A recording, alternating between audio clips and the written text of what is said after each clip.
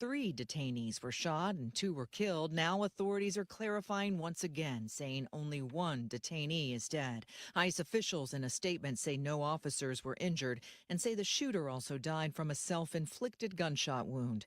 The FBI says one of the unspent shell casings recovered at the scene had a written message of anti-ICE. ABC's Aaron Katursky has more. The authorities were clear they did not know the specific motive.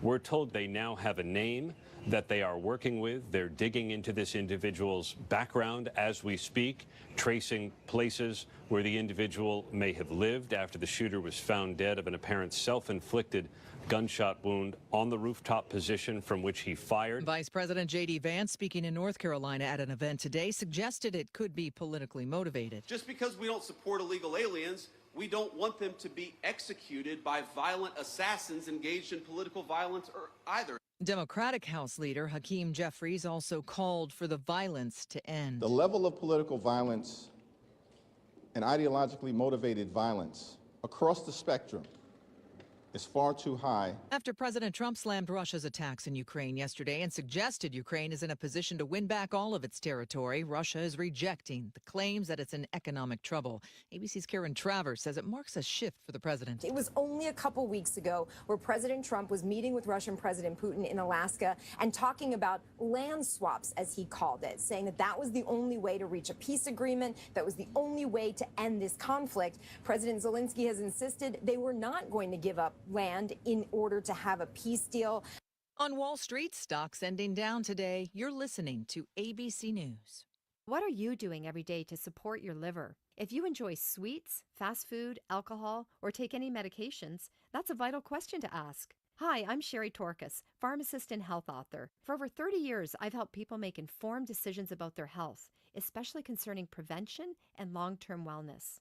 Supporting your liver isn't just a wellness trend, it's a daily essential. That's why I recommend Active Liver by New Nordic. It's made with plant-based ingredients like milk thistle, turmeric, and globe artichoke, herbs clinically studied for their protective and restorative effects on the liver. Active Liver blends traditional herbal wisdom with modern scientific research. Not all supplements are created equal. I trust Active Liver because it's backed by science, meets strict quality standards, and delivers true daily liver support. Protect your liver and give it the support that it deserves by making Active Liver from New Nordic part of your daily wellness routine. Find Active Liver in stores at your local CVS, Meijer Grocery, or online at Amazon or newnordicusa.com.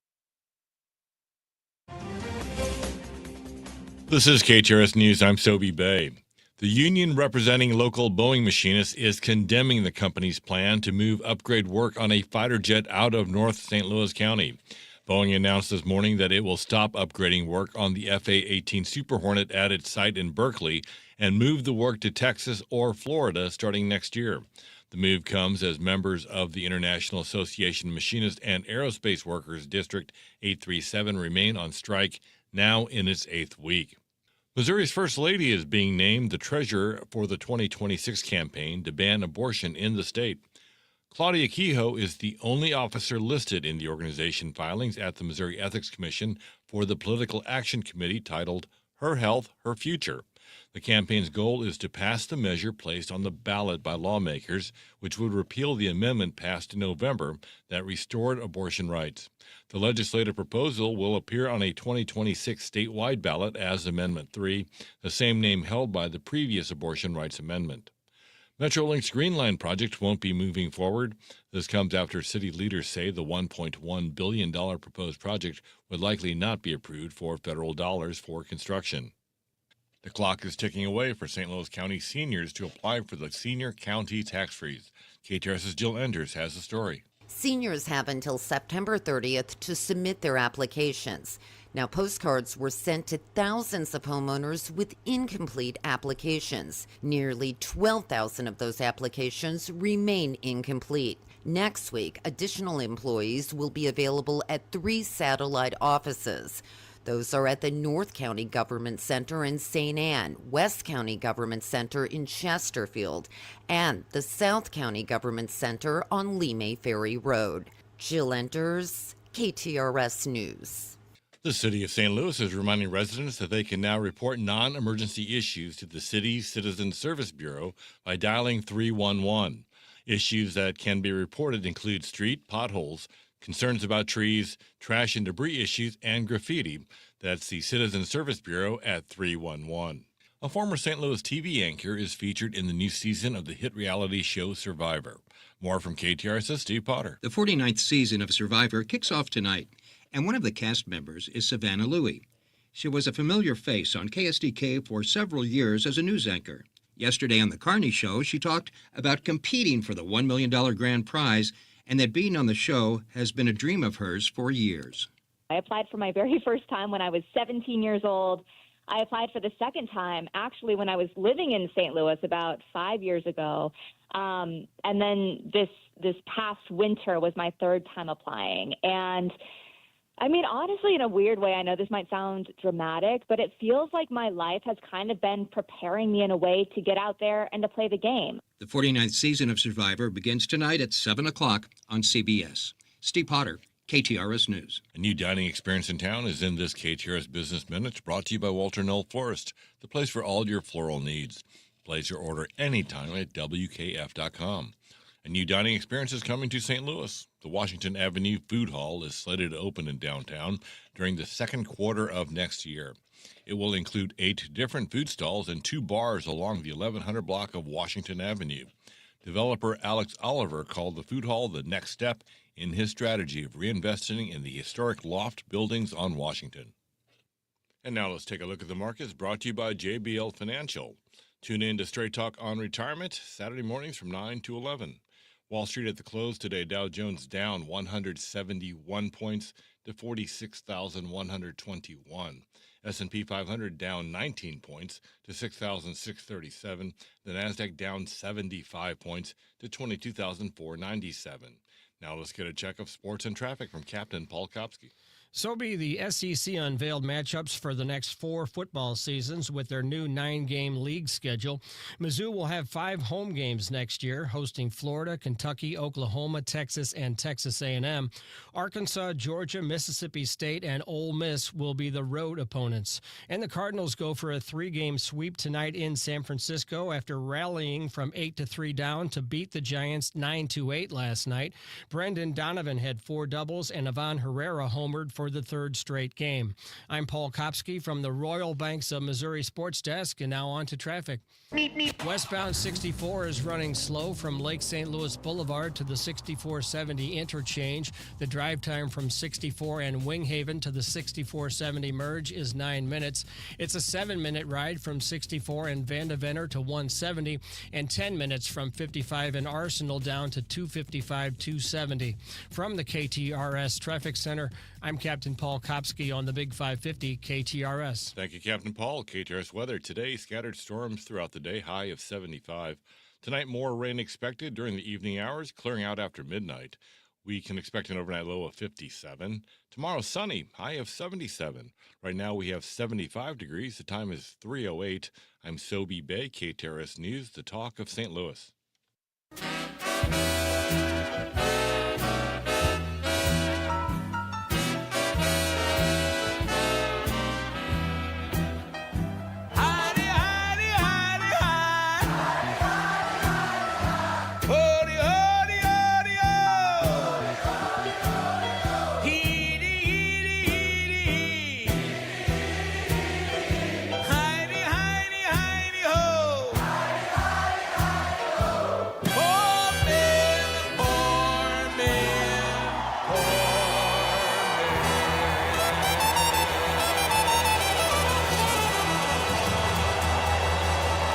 Oh, here we are again. And I got to say, today feels slightly more like fall. Happy Wednesday, all. Heidi Glaus here with Bob Ramsey, Josh Gilbert, and we've got a lot to get to. First up, Dr. Johar is back with us. Of course, he's the Chief Medical Officer with United Healthcare of Missouri and Illinois. And I don't know if you guys are into the NFL or football, but I love it.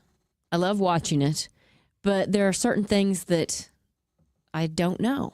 And turf toe is one of them. Joe Burrows went out with turf toe and going to be out for like 3 to 4 months, which could be the entire season. It sounds like maybe you got a little ingrown toenail. So I want to know with Dr. Johar, what exactly is turf toe? We say tennis elbow a lot. What are some of these injuries, and what does it look like? What's actually happening, and what is, most importantly, the recovery like? I've had them all except turf toe, thank goodness. I see this one a lot, high ankle sprain. Yeah. And That sprains versus strains. And there's just a lot to know. So we're going to pepper Dr. Johar with some of those injuries. So that's coming up at 3:30. We'll also check in with Jim Ryan, ABC News. You probably saw that shooting at an ICE facility in Dallas. So we'll get the latest on that. In the 4 o'clock, Lauren Risley will join in. As you know, the Federal Reserve cut rates a little bit last week. And so mortgage rates have fallen just a bit. What do you need to know about refinancing? Is now the time? And what are the do's and don'ts? What do you need to consider as far as that goes? And how much should you really study the loans and the lender? Or do you just grab one willy-nilly because it looks like they have the best product? We'll get Lauren's advice on that. We'll also check in with the Director of Municipal Policy for the Show Me Institute, David Stokes, and we'll find out about the Metrolink, the Green Line that has apparently now been halted. This was what was supposed to connect the South and the North, and now it's once again put on hold. So why has it been squashed, and what could be next for that? I know the mayor has said that there might be even a bigger project in the works because this one isn't moving forward. So we'll get the latest with that. And then in the 5 o'clock, we'll check in with Eric Seamers. I know we talked to him yesterday. He's the editor of the Business Journal, but there was some breaking news. Boeing is going to move some of those upgrades of the Hornet manufacturing out of St. Louis. So is that part of this whole, strike?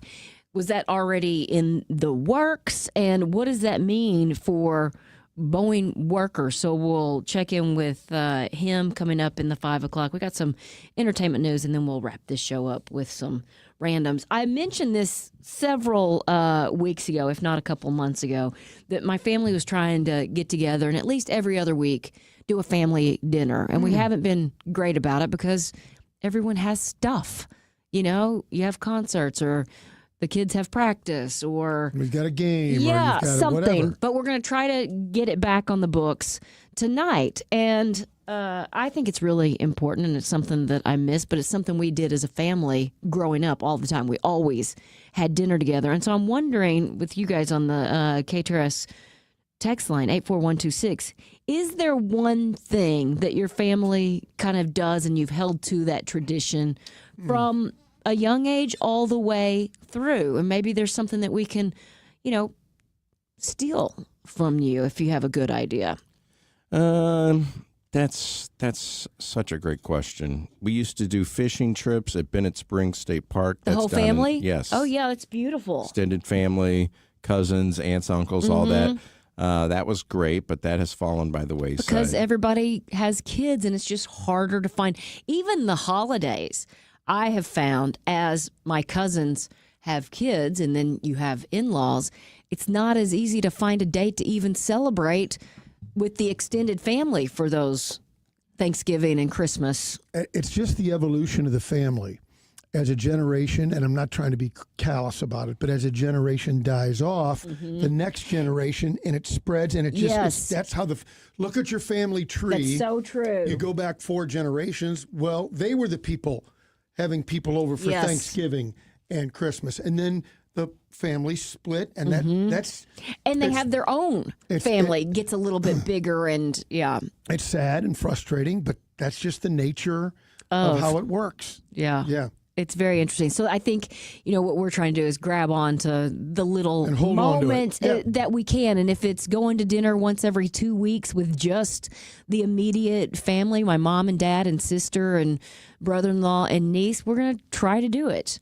I tell you what we've been trying to do recently is just with my brother and sister and I, is we'll try to go to an NFL game. I love that you're doing that. Once a season. Yeah. Last year we did Cincinnati. This past year. We went to Indy just a couple weeks ago. So we'll have to find something on the schedule for next year. But in the same vein, there is a Sunday morning football game on this weekend. The Vikings play the Steelers in Ireland, I believe, in Dublin.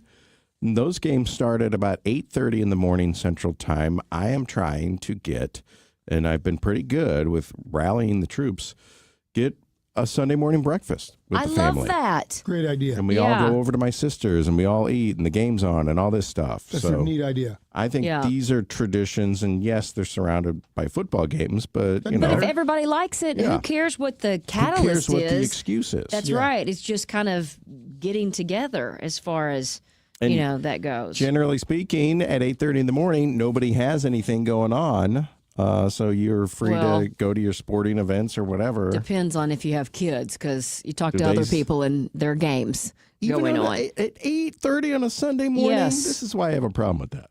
Well, I'm not even really religious or anything, but, make room for the Lord here, people. Wait a minute, you're talking about the NFL. Well, I know Goodell seems like he rules everything. That game's in Dublin. That's the one exception. Yes. I would say a lot of Sundays, at least my nieces had soccer at certain points. Early in the morning. Depends. Early in the morning, early in the afternoon, late at night. If you're in a baseball, softball tournament, you're playing. Yeah, it doesn't really stop for much, and it just gets busier and busier. Somebody said, my wife and I still have dinner every night together at the dinner table, even after the kids moved out, and I love that. 3 summers ago, I started family game night at my house Friday nights, and I provide the pizza. Whoever can come comes. I have 5 adult children and 5 granddaughters. See, great idea. I love it. It's so funny. The other night, I guess was it Friday that we were talking about, is it canasta? What was the game? We were talking about different toys, games that were going into the Hall of Fame. And I said Phase 10. Phase 10 was one, but there was another one. And I had never played it, and we talked about it. It's funny you bring up canasta. Julie Buck was talking about Mahjong the other day. Well, that is apparently... That's blown up. Yeah. And during typing class in high school, you're supposed to type, but I found, down at the bottom of the screen, you could play solitaire, you could play Mahjong. And so while everyone's typing, I'm learning how to play the ancient Asian version. I know what it was. It was Catan. Oh, Settlers of Catan, yeah. Yes. And when I was on my way home, Mary Ward, Mike Ward's wife, sent me a picture. The game was already set up, and it said Ward Family Game Night. I heard it on the list of toys. Funny, we already had this planned tonight. That's great. So I love little traditions that just keep people together. And Max will be in tomorrow. I'll try to figure out what his movie topic is, but one of his favorite board games is it Railroad Tycoon? He'll probably text me and let me know. I'm sure he's listening on his way home. I don't know that I've ever heard of that. But find a game that everybody likes. Mexican Train Dominoes. Oh, my mom loves that. Isn't that great? Have It's you a played great it? game. Seen it? Yeah, and we actually have that in the RV. I want to get back to kind of game nights, and I even enjoy. We used to have a standing game night with friends where we'd play a card game or two, and we got away from it. And you kind of have to start that, make it more of a routine. Somebody said, I'm sorry, go ahead. Well, Italy Kim says, I have to keep a spreadsheet to keep track of the weekend games, many on Sunday mornings. Yeah. Somebody else said most people go to church on Sundays, and a lot of fall sports. Yeah, we haven't done it in a while because everybody's just kind of their own individual and spreads out. We used to play a game. I've talked to you about it before. Pit, the card game. Yes. Based on the Chicago commodities exchange. And it's really crazy and really fun. Now, on New Year's Eve with friends, but it's not the same as what we're talking about. We usually play board games on New Year's Eve. Some of the local Above the Board, you're familiar with that company? Yes. And we'll do some of those. But the family stuff is very difficult. Yeah, it's just schedules. Somebody said they started fixing Sunday lunch about 3 years ago. The kids were spending too much money eating out. Then my mom got on board, who is 77, and now we alternate Sundays, and after church, the kids go to the house or we go there. I love that. From 2002 or before and 2014, my parents had Sunday night dinners every week, almost 15 of us. Oh, I love that so much. Yeah. 15. 15, yeah. Ugh. My aunt still does Sunday dinners for her, daughter, son, and the grandkids. We had a really fun stretch because, again, we're all out in Newtown now, so we're all in the neighborhood. Mm-hmm. There's really no excuse. Yeah. But, sometimes when you're too close, because you see them, dropping something off, then you don't stop and make the plan to truly spend time. It's those little things I here already and saw there. him today. Yeah. For 4 seconds. Yeah, But that's a good point. We had a really nice run of Sunday dinners, just like Ed said on the text line. A really great run, and then it stopped. And we haven't started it back up again. Yeah. And I really miss that. It takes effort. Yeah. And you have to kind of work at it and figure out what times work. And but I think it's definitely worth it. And especially as we get a little bit older, that time is precious. You mentioned Sunday morning football. Sunday night football might be a great play. You come and eat about 6. Mm-hmm. Game starts at 7. Everybody hangs out. You could do that. Leave by halftime? Leave whenever If you want to. Yeah. Bob the woodworker spent a lot of hours playing spades in college and with other couples after we got married. We used to play spades in college all the time, All too. the time. Yeah, it's We a good played game. hearts. Yeah, Which is the sister game. but a little more confusing, right? Because you have to have I like it better. I think it's a little more you have a different trump card. Yeah, in hearts. Yeah, it's a little, but it's you're on your own. You don't have a partner. Yeah, And so it's a little more cutthroat. Pretty Yeah. fun. I think both games are Very about similar. the exact same. Yeah. I don't have a favorite. It's partners versus you're on your own. Yeah. Basically, is the And difference. then on, Bob, you said New Year's Eve. For the last 5 New Year's Eves, now that we've had Finn, and even right before that, we play Yahtzee. And watch- Yahtzee. There's a and game I watch haven't played in Anderson Cooper. forever. Yeah. It's fun. Somebody else, we do Sunday night dinner every week. Kids all come over. I just think that's a fun tradition to kind of continue going. Here is something I wanted to ask you, and I saw this pop up a couple of days ago, and is it rude too? I constantly, if I get a text and going back and forth, I will say THX. It's just the abbreviation, saves you 2 more. Thanks. Yeah. Is that rude? Should you type that out? Now, I don't do it in an email. I only do it in a text. Is that rude? I don't think that's rude. I think never it's. Thought it was rude. How about this one? I thought it was confusing. I'll tell you this. TY. Oh, thank you. I didn't know what that was. forever. Yeah. It took me a long time, and you don't want to ask. I was like, hey, Because then you feel Who's old. Ty? Who's Ty? Yeah, there are a couple of those that I have to go Google. Yeah. What are we saying here? Is it rude to say yeah instead of yes? Oh my gosh. Am I Well, back I've in? been rude my whole life then. Yeah. Am I Yeah. back in Catholic school right now in the 5th grade? Mm-hmm. That's called. I'm sorry. Did you say yes, Mr. Gilbert? Again, there are Yeah. situations. If you child, hey, did you clean up your room? Yeah. Or yes, Father. There are times. That's true. 5% of people, when asked, said yeah is rude. That's 5%. So we're right. I think so too. Yeah, and I think that 5% is probably stodgy. Well, it kind of goes to Bob's point. It sounds a little more terse. It sounds a little more smart alecky when you do the yeah versus yes. I used to say all the time as a waiter, I fill up your water. Hey, thanks so much. No problem. And then I found out that is really rude to some people. I don't have a problem with it. I think there's a level of unintentional rudeness. Mm-hmm. It's a level of, no problem. Like, well, yeah, you're the server. Why would it be a problem?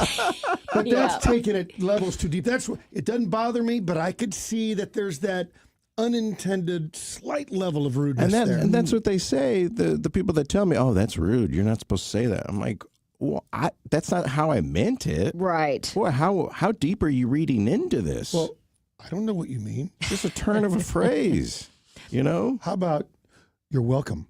I'm glad to serve you. Groan. Everybody says you're welcome. Groan. Someone from the 314, Judge Judy, always says that yeah is not an answer. Oh, really? Did she do it like bup, bup, bup, bup, bup, bup? Maybe. By the way, we have a frequent texter who texted in that I got that game wrong. Oh, you mean your wife?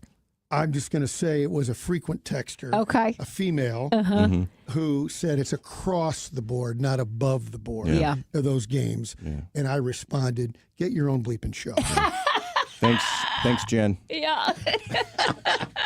I keep them honest. I knew what you were talking about. Thank you. Yeah. All right. Well, you guys know what we have coming up, and hopefully you will be a part of it here on the Big 550 KTRS St. Louis. Some of my fondest memories as a kid is heading down to the hardware store. You had to pick up a couple of nails, a couple of screws, maybe a gallon of paint, whatever it may be, right? It was your friendly neighborhood hardware store. Well, those don't exist anymore in St. Louis, except for Schnarr's Hardware. They have 2 locations in Webster Groves and in Clayton Road in Ladue. Schnarr's Hardware is that place where you go in and you can get that bucket of paint, you can get a couple screws. The advice is always free. And the one thing about Schnarr's Hardware that every single family hardware store used to have, and that is the smell. It smells like a hardware store. It's got the selection. I don't know how they do it. It's a small store, but they got everything you ever need. They got the paint. They got paint matching. They've got big green eggs. They've got screws and nails and everything a hardware store should have. Schnarr's Hardware, 2 locations, 1 great hardware store. Schnarr's Hardware, we'll see you there. Hey, Illinois, this is Ben Barnett, board-certified master arborist and owner at Timberline Professional Tree Care. Sorry, St. Louis, this message is for our friends in the Metro East. Did you know that most Missouri-based tree contractors can't legally travel into Illinois? This is due to federal motor carrier regulations that require large trucks and their drivers to be registered with the Federal Motor Carrier Safety Administration in order to travel across state lines. Almost all other tree services in Missouri fail to meet the requirements for safety, drug and alcohol testing, and equipment maintenance that are required for interstate travel. Here at Timberline, we meet and exceed all of these requirements and will be glad to travel across the river to meet all of your tree care needs. Call us today at 636-479-7475 for tree fertilization, pruning, insect and disease treatment, or complete removal. Or visit our website at stltreecare.com. That's stltreecare.com for service in the Metro East area. Your biggest choice in home restoration is who do you trust with your home, your most valued asset? Few can match Banner Construction's experience and dedication to excellence. Banner is an elite preferred James Hardie contractor and Pella window specialist. Restoration is a one-time opportunity to have Banner's design team show you architectural options to make your home the neighborhood showcase. Call for a free consultation, 314-569-1050. And have a Banner Day. Gingham's Homestyle Restaurant has been a staple in St. Charles for 35 years. Our comfortable, casual atmosphere offers some of the best comfort food you've ever had. Customers might know our delicious breakfast, but you can have whatever you want, anytime you want, with our full menu 24 hours a day. Nothing warms your heart like Gingham's famous vegetable soup, and we can cater your event, too. If you like homestyle food and great friendly service, you'll love Gingham's Restaurant in St. Charles. 636-946-0266 or ginghamsrestaurant.com. The Big 550 has been live and local for 29 years, covering local news and keeping you informed with national and world news from ABC News. Now, our local news coverage is even more extensive, as KTRS now carries the First Alert 4 10 p.m. newscast, Monday through Friday. Join the names you know and trust. This is First Alert 4 at 10. I'm Corey Stark. I'm Samantha Jones. I'm Chief Meteorologist Steve Templeton with a First Alert update on what's happening. And sports from the Sports on 4 team. Just one more reason why KTRS is live, local, and your hometown locally owned station. The Big 550 and First Alert 4 depend on it. Are you retired? Are you thinking about retiring? Who is helping you with retirement? Might be time to check out the show When Retirement Happens, hosted by Kevin Lloyd of Legacy Wealth Advisors. Saturday at 1, Sunday at noon on the Big 550 KTRS. The The Frank and Jill Show. Hey, it's Jill Farmer on the next Frank and Jill Show, the weekly special, Mama's on the Hill. You're going to want to hear what makes this restaurant so great. Plus, race car great Tony Schumacher and Bill Frisella talks about a charity golf tournament you were going to want to hear about.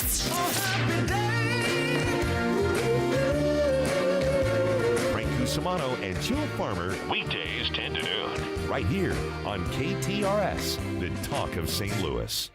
You're listening to the Heidi Glaus Show With Josh Gilbert and Bob Ramsey. on the Big 550 KTRS. It is 3:30. Time to get a check of traffic with Captain Paul. Heidi, we have two crashes not far from each other on I-55. There's an accident on southbound 55 at Gravois and another on southbound 55 at Arsenal, blocking the two right lanes. Westbound 64 is running a little slow in Lake St. Louis. The drive time from 64 and Winghaven to the 6470 interchange is 8 minutes. It's an 8-minute ride from 64 and Vandeventer to 170, and it takes 10 minutes to go from 270 and Olive down to 44. From the KTRS Traffic Center, I'm Captain Paul Kopsky on the Big 550 KTRS. And now, KTRS weather from the John Beal Roofing Weather Desk. I'm First Alert 4 Chief Meteorologist Steve Templeton. Still a chance for a few scattered showers at times into the evening, but overnight it will dry out. We'll wake up to a little cooler morning, low of around 60 degrees, partly cloudy skies and 77 for the afternoon high Thursday. Then a little bit warmer Friday with plenty of sunshine and a high of 80 degrees. That's the latest in the First Alert 4 Weather Center. I'm Chief Meteorologist Steve Templeton for the Big 550 KTRS. John Beal Roofing is the home of the lowest price roofing guarantee. Get a free estimate today at johnbealroofing.com. Don't miss Straight Talk on Retirement with Jeff and Eric.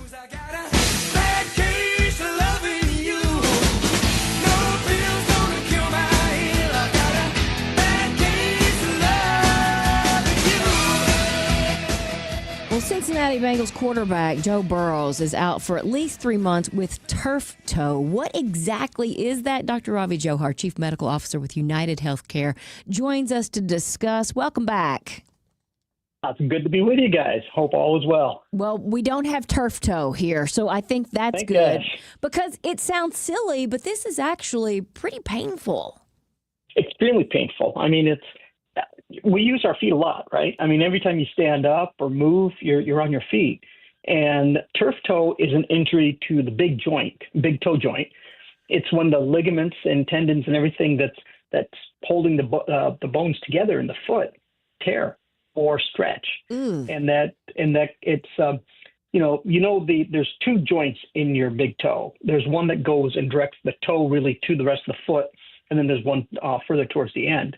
This is the one where it connects the one from the foot to the rest of the bone. And so when you do that, anytime you put any pressure on it at all, you can have severe pain with it.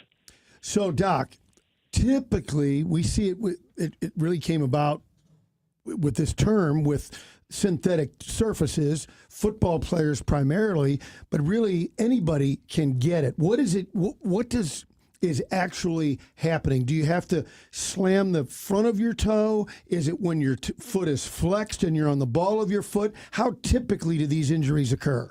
Actually, it's a hyperextension of the toe. So basically, if you took your toe and bent it backwards towards your face, so when you bend it backwards, that joint where the base of the toe, where that is, that ligament that's holding that bones together tears.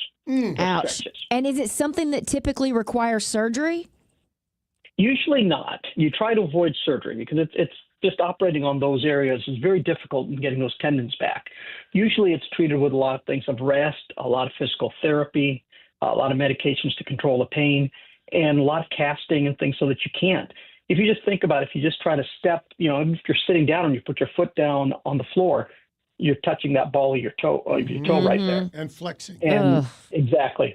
So usually this injury occurs when someone is, as their heel up off the ground and their toes are down and it gets stretched too far. Term turf toe came in because we noticed this injury actually increased a lot once they started having synthetic turf.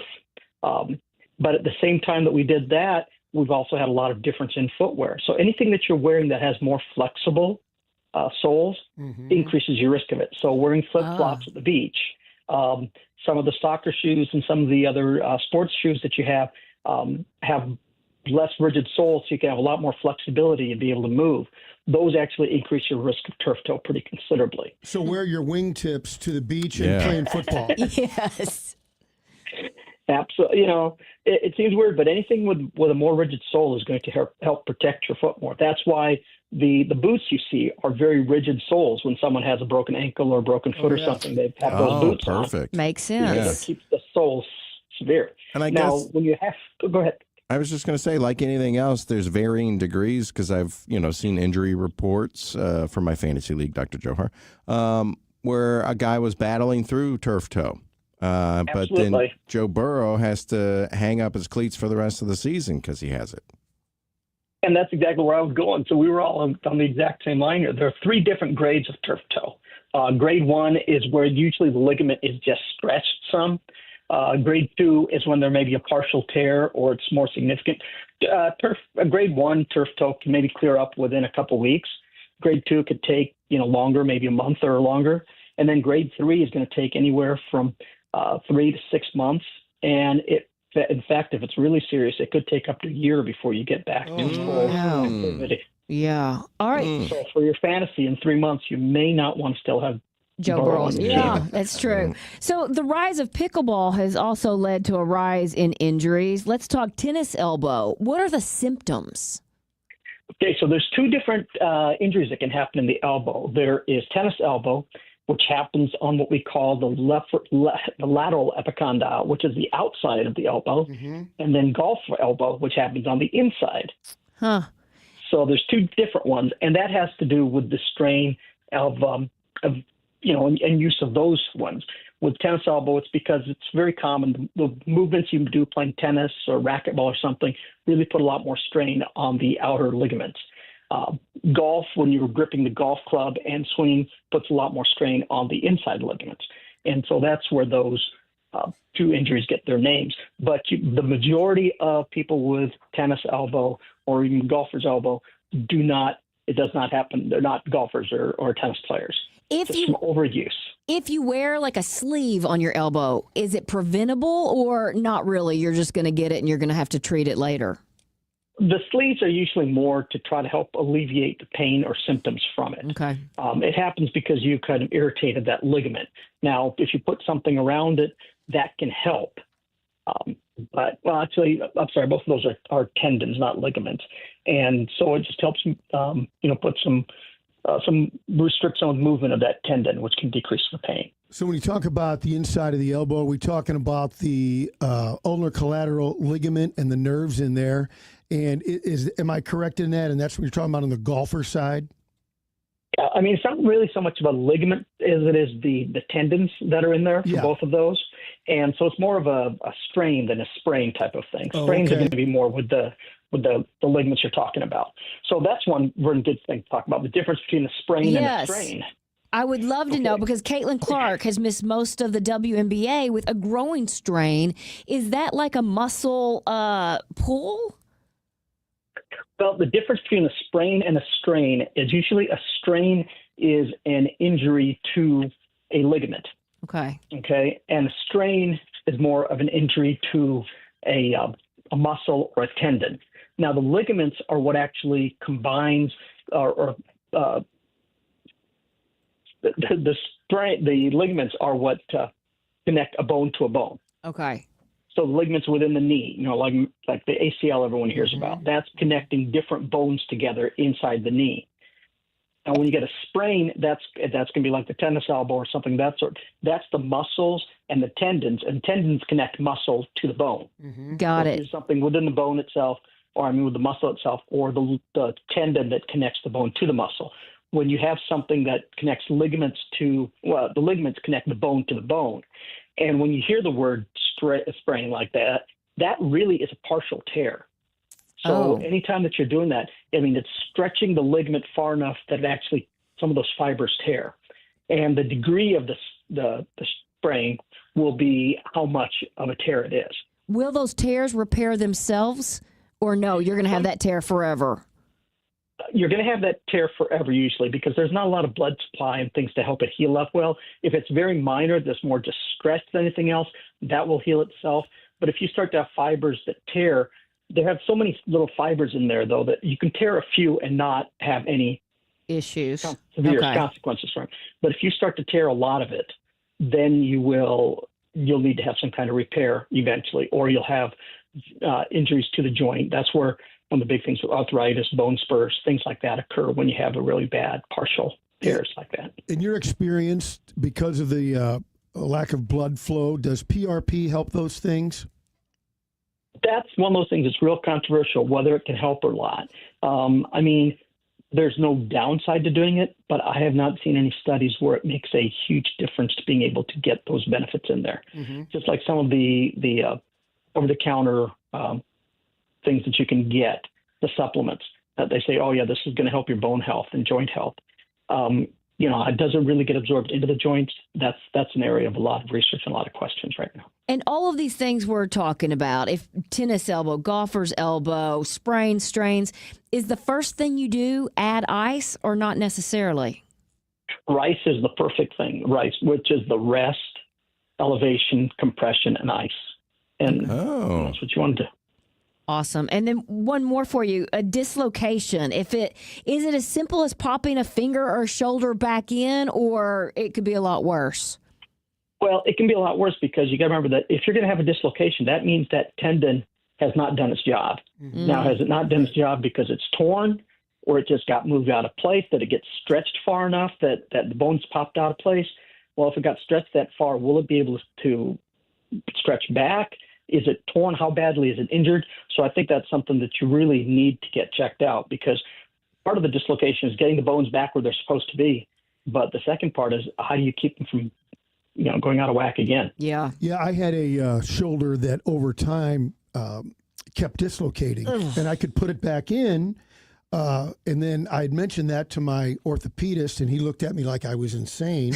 And he said, because one time it's going to go out, and you could actually do nerve damage along with the stretched out ligaments. So now I have a new shoulder. But it's just because you can get it back in doesn't mean you're fine, right? Absolutely. There's a lot of things. Yeah, Dr. Johar, remember in Lethal Weapon? Mel Gibson's character. Yeah, you got that from me. Mm-hmm. He'd always bang it against the wall, and then he'd go back to fighting crime. and he could do it immediately. I mean, as was pop back in, he could move his arm and do everything. Yeah, not the case, right? No, Hollywood is not quite like real life. Yeah. And before we let you go, you are an OB by trade, and I want to know your thoughts on pregnant women and acetaminophen. Has there anything been in the news about that lately? Has there? I don't know. It's giving me a headache. Yeah, I mean, by nature, OBGYNs are very, very conservative. We like to use medications that are 50 years old because we know what the effect that medication will be on somebody 50 years later. So we get a lot of grief from other specialties like, why are you using that really old blood pressure medication? Why are you using that? It's like, well, because we know what it'll do to the baby later. It's been tested. And you've got real world evidence of, okay, this is what's happening. Right. So with anything that we do, we tend to be very, very conservative. And there's a lot of benefits to acetaminophen that we know in pregnancy. We know it's one of the only ones that you can take for a lot of things during pregnancy. We don't recommend using nonsteroidals at all.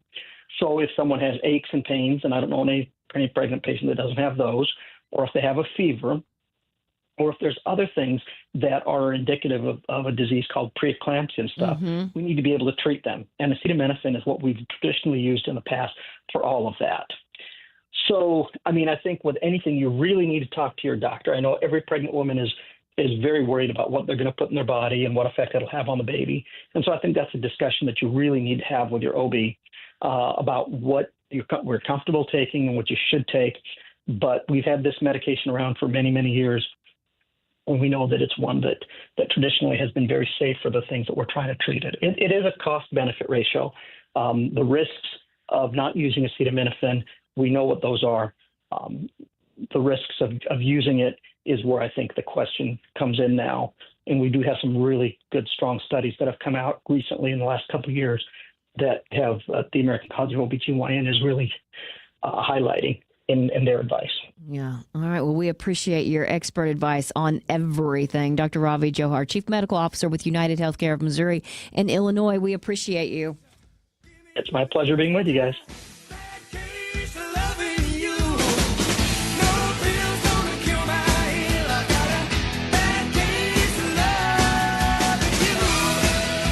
I mean, if you're really interested in the sprains and strains and the difference between it, you could go to St. Louis County Library and check out all kinds of books about the body. I think it's more interesting as far as that, to get it straight from the doctor's mouth. There are other things that I want to read. I love the memoirs. I love a good, kind of fiction that leaves you on the edge of your seat, just a page turner. You'll find all of that at St. Louis County Library. But then you'll find so much more. It really has become kind of a gathering place, if you will, for all ages. I mean, there are all kinds of events going up all the time. I mean, pop-up events, whether it is an author coming to town to discuss their book, or maybe it is something good for the community. There's right now the Branch Out Challenge going on. They want you to get to know the St. Louis library system, because the branch that is closest to your house might not offer everything that one right down the street does. So you can do the Branch Out Challenge and get to know the entire St. Louis County library system. It's now through the end of October. The library encourages you to visit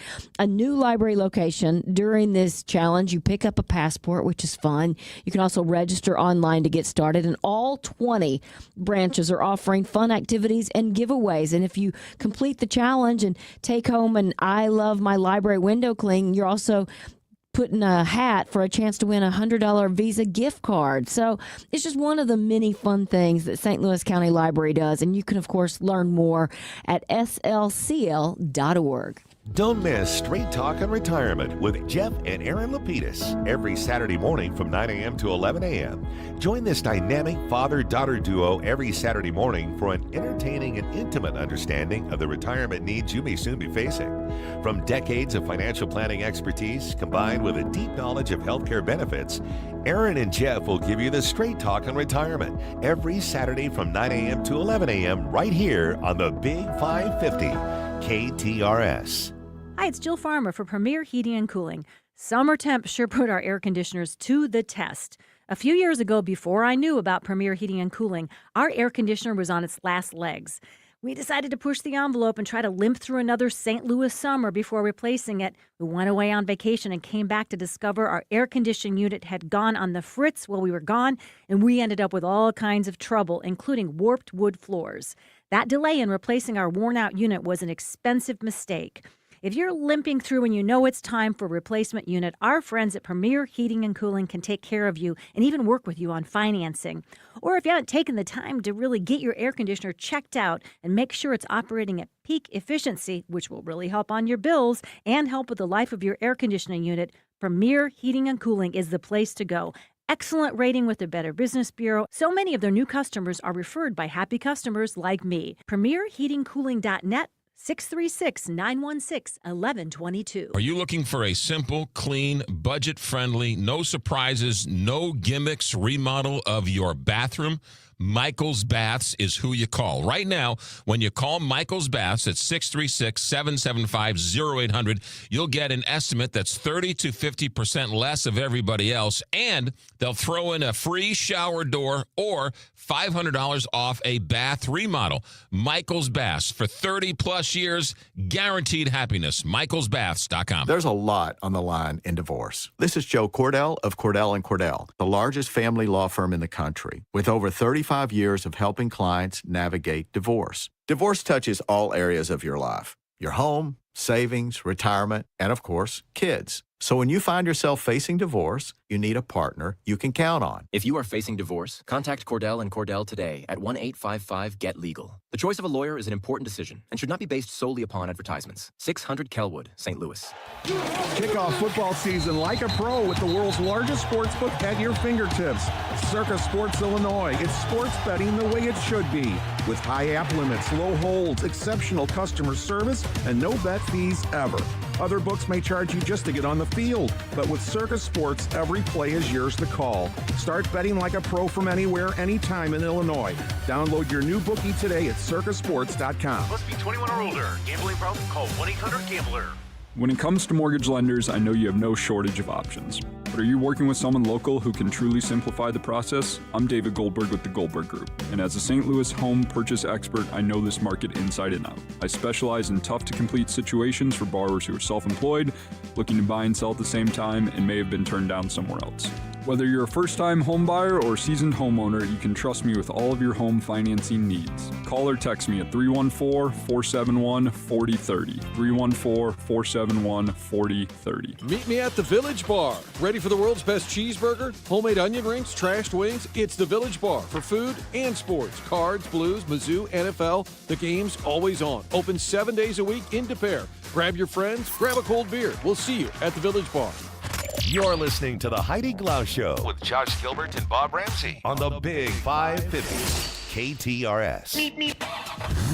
10 minutes before 4 o'clock, Captain Paul, what are you seeing on the roads? Heidi, I see that they have cleared accidents on southbound 55 at Gravois and at Arsenal. Now we have the usual slowdown on 55 south from Gasconade to South Broadway.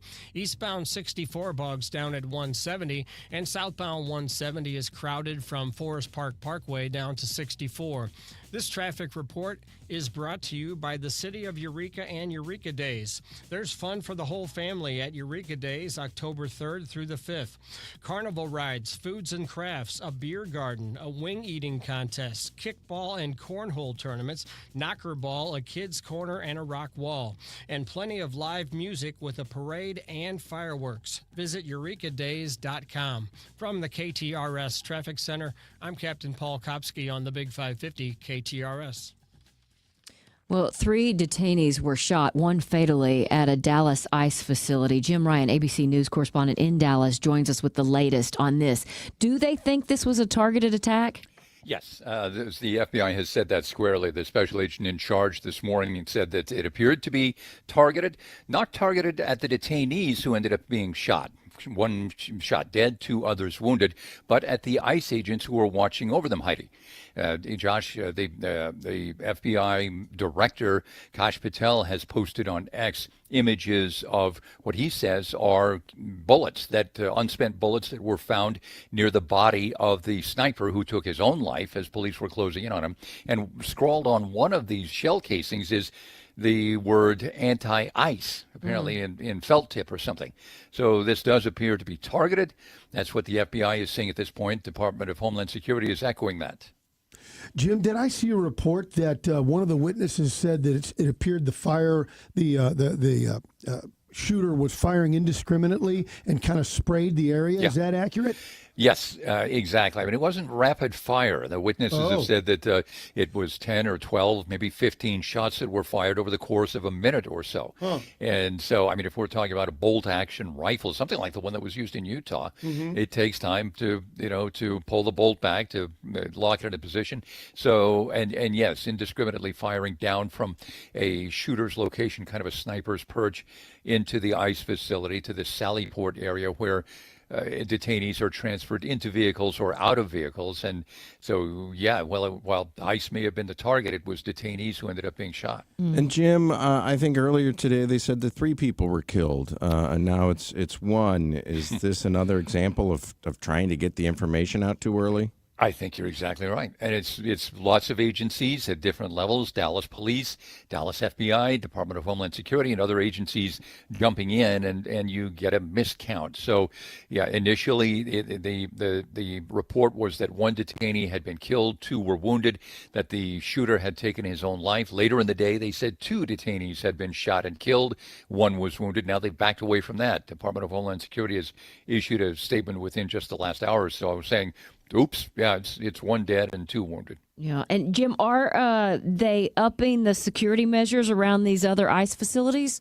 They are, yes. Been talking this morning or this afternoon with folks in California. They're saying that ICE is stepping up its security there in California and elsewhere. We're also hearing, and this was the 3rd incident involving an ICE facility here in Dallas-Fort Worth in the last few months. In fact, about a month ago, a man walked up to this facility in Dallas, had a backpack on. He had what he claimed was a detonator on his wrist. It wasn't. There was no bomb there.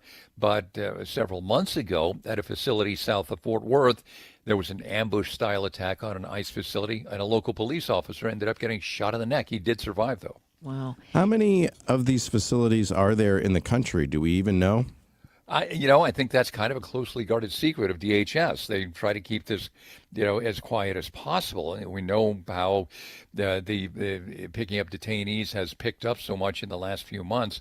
That's intensified quite a bit, and I think that it's not really clear how many of these facilities there are because some are kept in kind of unmarked locations. The other thing I've been wondering about is lately when they find these rounds, they're engraved or have markings on them. Has that always been the case, or is this kind of a new thing that people are doing? Well, I think it's been something that has happened over the years, but I mean, 2 high-profile cases in just the last month: the case here in Dallas, the case in Utah, the shooter in the in that case there that somebody had scrawled something. I think there, it was fascist, take this or catch this or something. Mm-hmm. So it's an unusual thing, and it could be that the shooter today was a copycat of the one involved in the Charlie Kirk shooting last month. Yeah. Jim Ryan, ABC News correspondent there in Dallas. Thank you for your report. Thanks, Heidi. Dr. Joe, it can get very confusing, but the one thing we need to know is GLP-1, right? That's the magic cure. Yeah, they're on the med, and these medications are used, these GLP-1s, for reducing inflammation in your body. I get so many folks that are like, wow, I don't have the knee pain. I don't have the... Because once you start losing weight, all these other things naturally happen to you in a positive way. Not just talk about the deals for KTRS listeners at STLMedWeightLoss.com. All KTRS listeners, they get $50 to $100 off their first month. And what's beautiful about it too, hey, I get it. The economy, what we just had, guys, things are difficult right now, but we make the plan work for you. We have financing options. We make this work for you because we realize how important it is to get down in your weight, get your confidence back, and really start feeling like the old you. Call STLMedWeightLoss.com and ask Dr. Joe. STLMedWeightLoss.com. Did you recently change jobs? Don't forget about your old 401k. Leaving it behind could mean missed growth, unnecessary fees, or tax headaches down the road. Should you leave it where it is, roll it into a new plan, cash it out, or even move it to an IRA? Each option has long-term consequences. At Pioneer Wealth Management, we help you make smart decisions about your retirement savings. Visit PioneerWealthMGMT.com to schedule your personalized retirement review. Investment advisory services offered through Creative One Wealth, LLC, a registered investment advisor. Creative One Wealth and Pioneer Wealth Management are not affiliated companies. Licensed insurance professionals. Investing involves risk, including possible loss of principal. Hey, it's John Carney with an invite. Not to come to my house, that would be boring. How about a fall home tour at Innsbruck, Saturday, October 18th, noon to 4. And if you haven't been out there, this is a great opportunity to see the A-frames, to see the tree houses, the beautiful homes, the condos, and one of them could be yours. But what a great way to find out. Enjoy the lakes, the golf, and more. Out at Innsbruck, open house on Saturday the 18th, InnsbruckResort.com. Got gold? Get green at Jewels on Hampton. Jewels on Hampton pays the most for your precious metals, jewelry, gems, currency, antiques, and collectibles. Jewels on Hampton buys precious and semi-precious gems and stones, scrap gold, and sterling silver. Jewels on Hampton buys and sells paper money, wristwatches, and pocket watches. They even take pianos and cars. To sum up, bring your gold chains, bracelets, rings, coins, dental gold, and more to Jewels on Hampton, 4506 Hampton Avenue in St. Louis. And get green online at jewelsonhampton.com. Congratulations to John Beal Roofing. Want to give them a shout out. They've been a sponsor of the show through thick and through thin for coming up on 20 years. And their message has remained the same all these 20 years. Make sure you call someone local. With all the storms that have been in the area over the last couple of months, it's been busy, and a lot of out-of-towners are coming in. They sure are nice, but you know what? They'll take half your money, and you never see them again. Somebody from the insurance industry told me, make sure you call local. I told them I was well-schooled. John Beal Roofing will guarantee you the best price. They'll work with your insurance company and make sure you get the claim you deserve to fix it and fix it right. Roofing, siding, gutters, all storm damage, John Beal Roofing will take care of it. Keep it local and keep it John Beal. Keep it in the family for 20-plus years. John Beal Roofing, 1-800-NEW-ROOF or johnbillroofing.com. Hey, it's Julie Buck for our friends at Triad Bank. They are a full-service financial institution, and they've been in St. Louis for over 20 years with 2 locations, one at Clayton and Lindbergh, and the other one just west of 270 on Olive. If you've got your own business and you want to have a better banking experience, look no further than Triad Bank. Their mission is to provide a wide range of commercial and personal banking services to you and your business. For more, go to triadbanking.com. Mizzou football. It's a rushing touchdown, and Missouri extends the lead. KTRS AM, FM 1061, K291CW St. Louis. I'm Lindsay Davis, anchor Prime streaming weeknights on ABC News Live. One detainee is dead after gunfire rang out in an ICE facility in Dallas, and the suspected shooter is also dead, ICE officials say, from a self-inflicted gunshot wound. The FBI says some bullet casings had a written message of anti-ICE, but also noted no officers were injured. ABC's Aaron Katursky has more. The authorities say a sniper took a position on a rooftop, fired into a sally port, but seemed to fire indiscriminately, according to ICE. So we're not sure any particular individuals were targeted, and the 3 people that were shot, the Department of Homeland Security says were detainees, were undocumented immigrants in the custody of ICE. President Trump's handpicked U.S. Attorney in Virginia, Lindsay Halligan, who was sworn in this week, is planning to ask a grand jury in the coming days to indict former FBI Director James Comey for allegedly lying to Congress despite prosecutors and investigators determining there was insufficient evidence to charge him, according to sources with direct knowledge of the probe. Secretary of State Marco Rubio met with his Russian counterpart today, the State Department says, to reiterate President Trump's calls for Russia to end the war in Ukraine. The president also suggested Ukraine is in a position to win back all of its territory. ABC's Ian Pannell has Russia's response. The Kremlin responding today, saying Russia continues what it still calls its special military operation to protect its interests and secure the present and future of the country, and that there is no alternative. So no change from Russia, growing pressure externally, but we have to wait and see how much President Trump's rhetoric translates into real pressure on Vladimir Putin. The FDA is poised to conduct a new review of abortion pills. Health Secretary RFK Jr., in a letter to 22 Republican attorneys general, says the FDA will take up the request to review mifepristone safety. You're listening to ABC News. This is KTRS News. I'm Sobe Bay. The union representing local Boeing machinists is condemning the company's plan to move upgrade work on a fighter jet out of North St. Louis County. Boeing announced this morning that it will stop upgrading work on the FA-18 Super Hornet at its site in Berkeley and move the work to Texas or Florida starting next year. The move comes as members of the International Association of Machinists and Aerospace Workers, District 837, remain on strike now in its 8th week. A Fox 2 journalist injured by a Hillsdale Public Works truck is suing the driver and the city. Photojournalist Wade Smith filed a suit against Earl Longmire and the village of Hillsdale in St. Louis County Court. The suit says Smith and another journalist were covering a story in August of 2023 when Longmire, while driving a village-owned truck with Mayor Dorothy Moore in the passenger seat, intentionally hit Smith so the mayor could avoid answering a reporter's question. Longmire was originally charged with careless and imprudent driving while causing an accident, a misdemeanor, but the charges were later dropped. Smith suffered a broken leg and his tibia had to be repositioned, requiring extensive physical and occupational therapy. He is seeking $25,000 for medical expenses and lost wages. Missouri's First Lady has been named the treasurer for the 2026 campaign to ban abortion in the state. Claudia Kehoe is the only officer listed in organization filings at the Missouri Ethics Commission for the Political Action Committee titled Her Health, Her Future. The campaign's goal is to pass the measure placed on the ballot by lawmakers, which would repeal the amendment passed in November by Missouri voters that restored abortion rights. The legislative proposal will appear on a 2026 statewide ballot as Amendment 3, the same name held by the previous abortion rights amendment.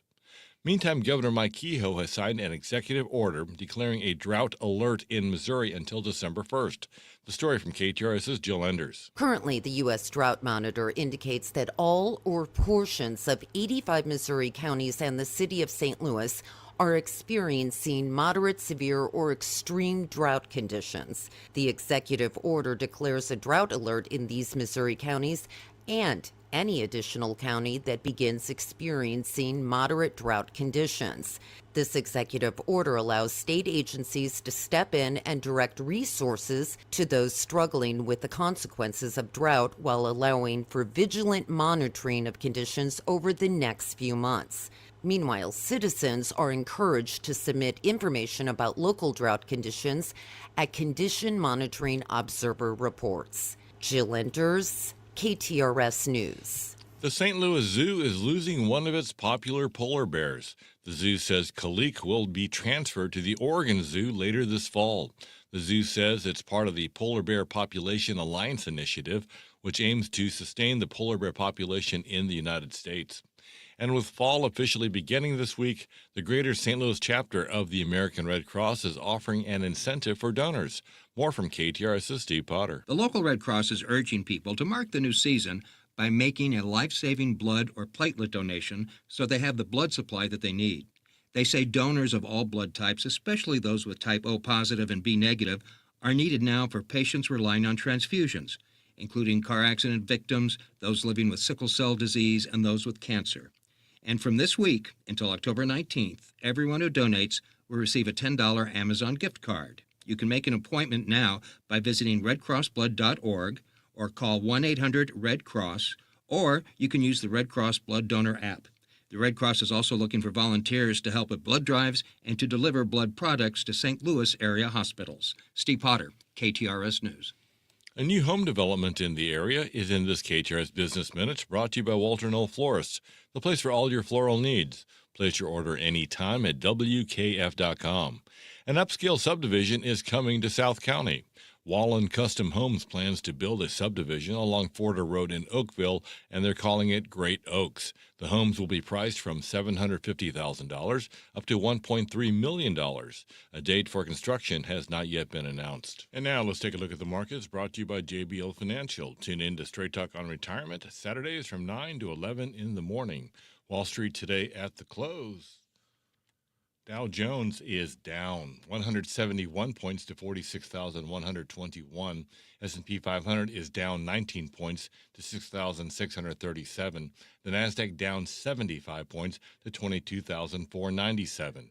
Time now to get a check of sports and traffic from Captain Paul Kopsky. So be the Cardinals go for a 3-game sweep tonight in San Francisco after rallying from 8-3 down to beat the Giants 9-8 last night. Brendan Donovan had 4 doubles and Ivan Herrera homered for the 3rd straight game. Meanwhile, Cardinals top prospect J.J. Weatherholt has been named the Texas League MVP. Weatherholt has an OPS of .931 between AA and AAA this season with 17 home runs. I'm Paul Kopsky from the Royal Banks of Missouri Sports Desk. And now on to traffic. Southbound 55 is heavy from Potomac to South Broadway. Watch for debris in the left lane of northbound 55 before Bayless. There's a stalled vehicle in the right lane of eastbound 44 past Hampton, and southbound 170 is crowded from Delmar down to 64. From the KTRS Traffic Center, I'm Captain Paul Kopsky on the Big 550 KTRS. Thank you, Captain Paul. KTRS weather tonight, scattered rain during the evening hours before clearing after midnight. We can expect an overnight low of 57. Tomorrow, sunny, high of 77. Right now, it's 75 degrees. The time is 4:08. I'm Sobe Bay, KTRS News, the talk of St. Louis.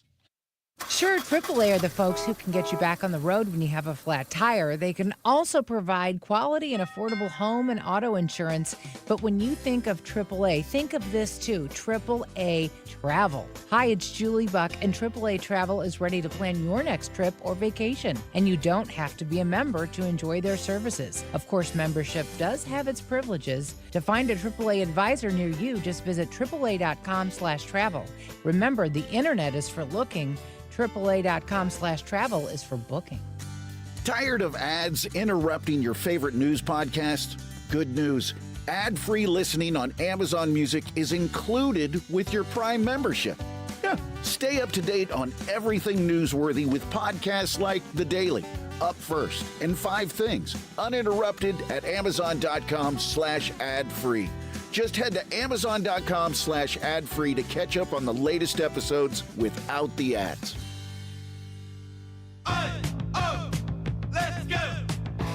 You're still glowing, flirting, grooving. You've still got it.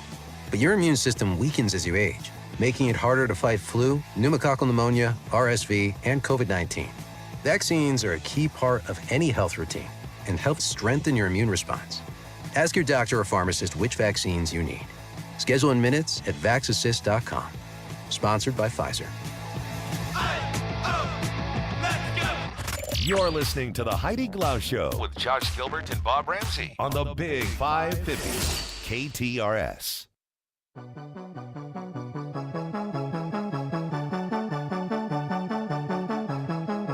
Our headlines for this Wednesday afternoon, September 24th. Sobe scooped me because I was going to tell you about the polar bear. So there's that one. Oh, no. What story was it? It was the polar bear leaving. Sobe Bay. That's pretty good. Instead, let me tell you, rare golden lobster caught in Rhode Island. A Rhode Island lobsterman made the extremely rare catch last week. Douglas is his name, and he told a local TV station that his older brother captured a bright orange lobster, more commonly known as a golden lobster. It's unclear exactly where the man caught the lobster or what he plans to do with it, but right now, he said it's hanging out in the lobster tank at their little Compton seafood market. I hope nobody grabs it. This is not the first time a golden lobster has been spotted in the Ocean State this year.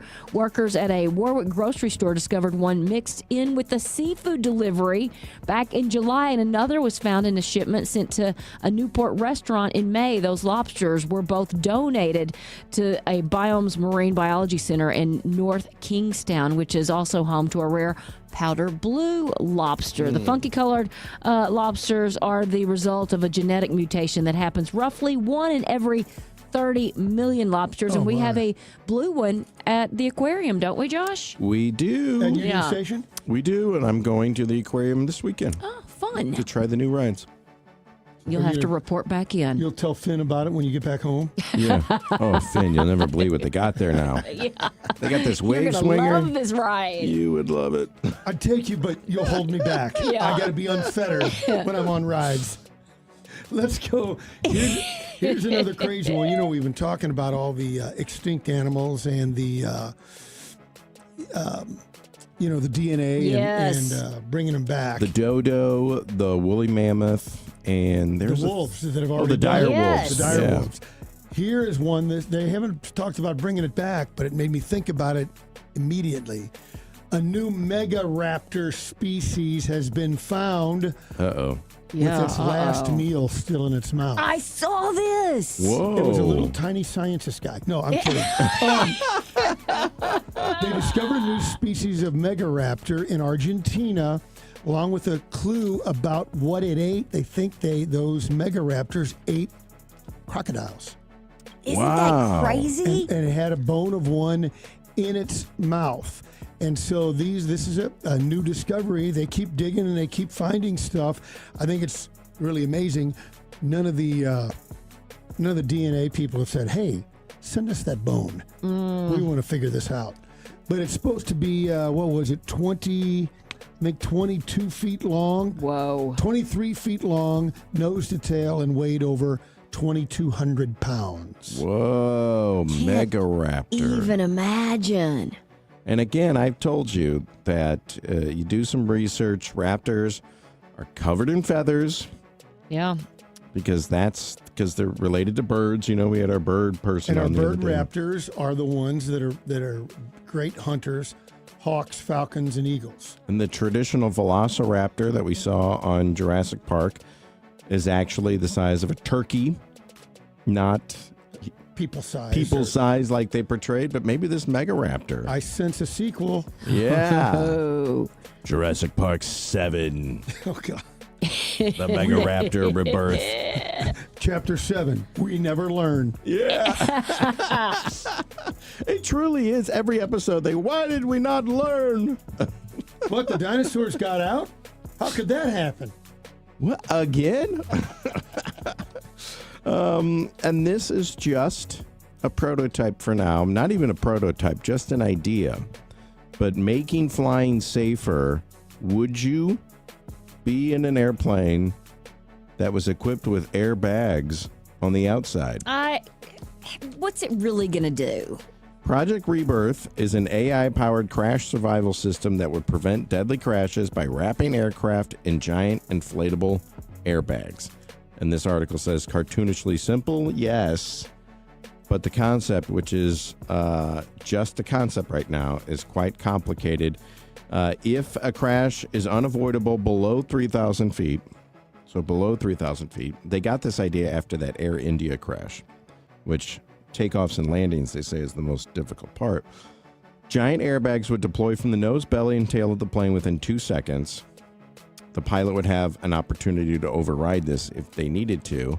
And the fabrics would fill up with Newtonian smart fluids. Of course. Why would you use anything else?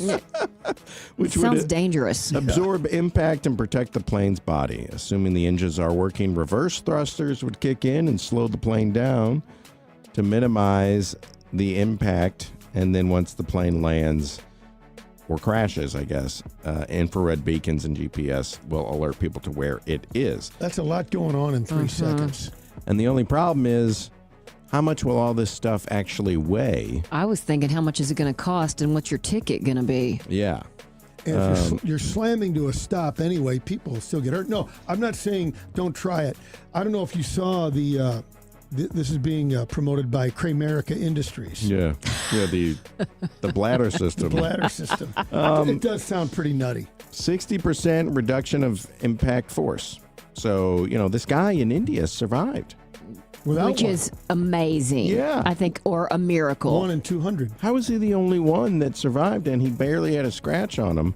Again, they say that the weight of the Newtonian fluids, Bob, and all the Kevlar inflatables is going to actually determine whether or not this thing can actually get on a plane and fly. Without it even opening. Make the plane out of airbags.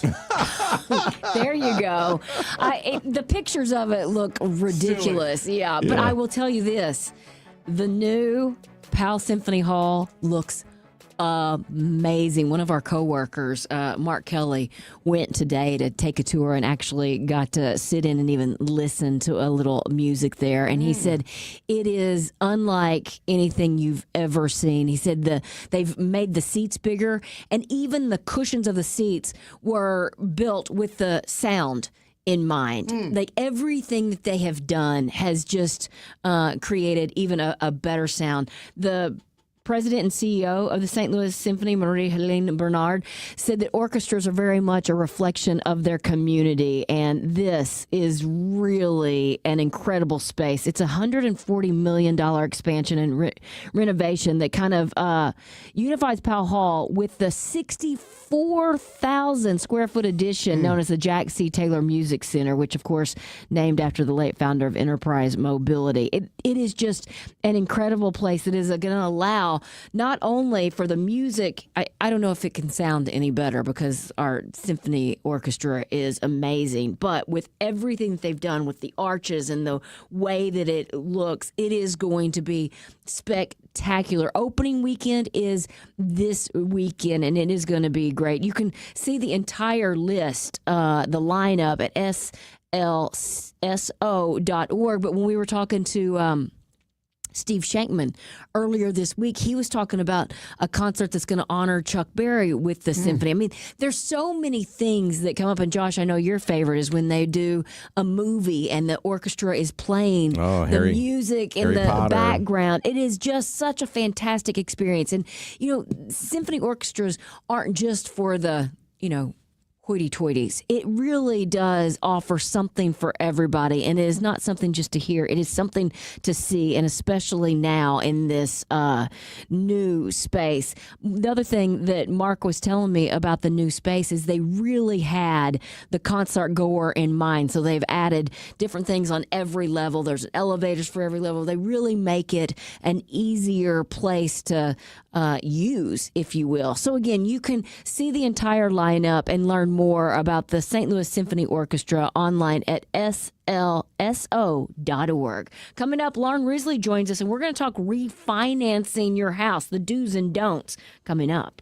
At Midland, we know sometimes all it takes is a moment for an idea to spark or to make it happen. A moment to find your dream, or build one. A moment to start your forever, or at least start planning for it. Whatever moments you have, Midland is here for them and can help you make them. Midland, brighter together. Visit us at midlandsb.com. Midland States Bank is member FDIC. Diabetes, high blood pressure, anxiety meds, everyone's on them. If you're a 50-year-old male, maybe a bit porky, and you may even have type 2 diabetes, $1 million of term insurance may only cost you about $200 a month. Call Term Provider. Speak with Big Lou at 800-859-3220. Big Lou will find a term life policy for you even if you have type 2 diabetes, are overweight, or have high blood pressure. Term Provider has helped thousands of people like you who think they can't afford term life insurance.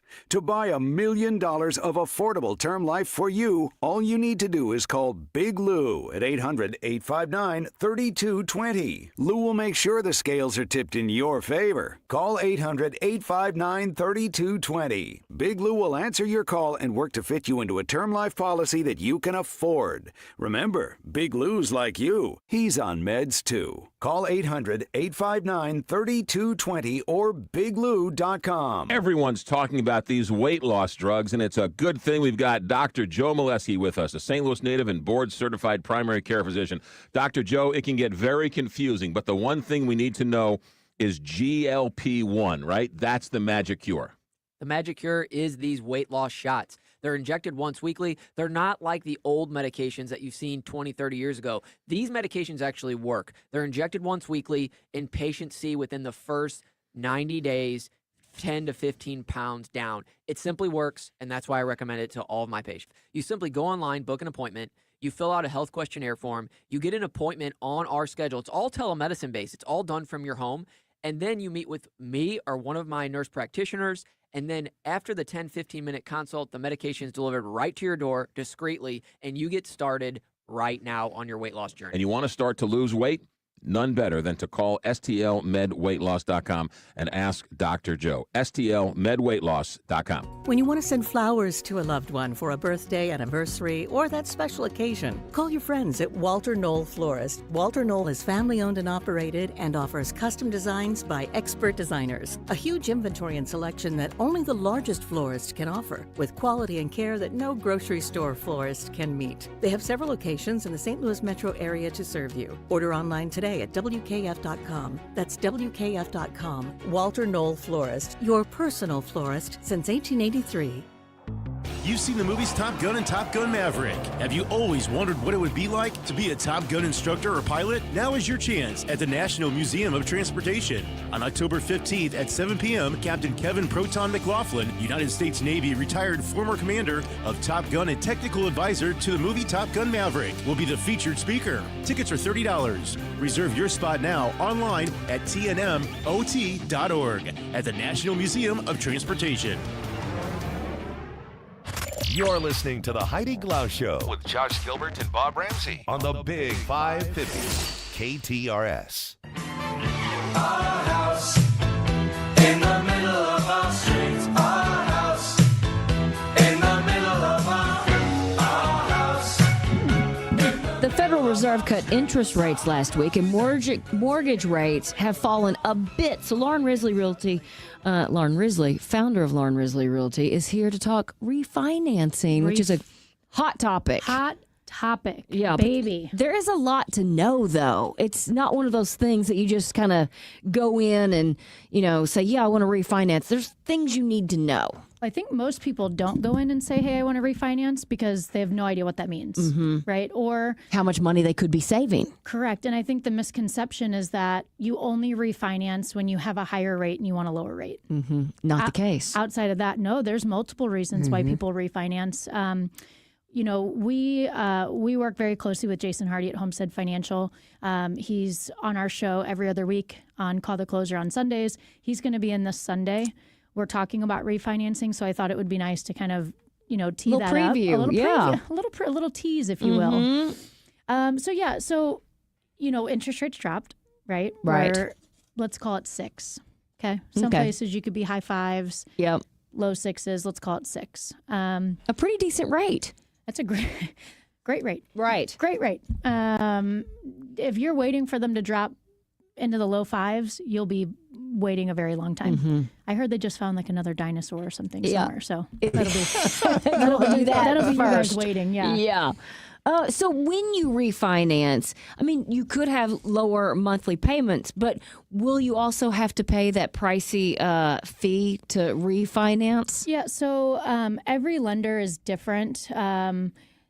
So when you buy a house, your closing cost is 1 year of taxes, 1 year of insurance, your lending fees, your title company fees, your real estate fees. With a refinance, you're just paying lending fees. So they're usually below $2,000. If it's more than that, don't do it. Call me. Look around. Yeah. I know Jason has a flat rate. So some people do it based on the price of your house, which just doesn't seem fair. So wait, if you have a more expensive house, we want more money? Like you're doing the same process. So he's got a flat rate fee, which is really nice. But here's the crazy thing, and I'm not good with numbers, so I prepared.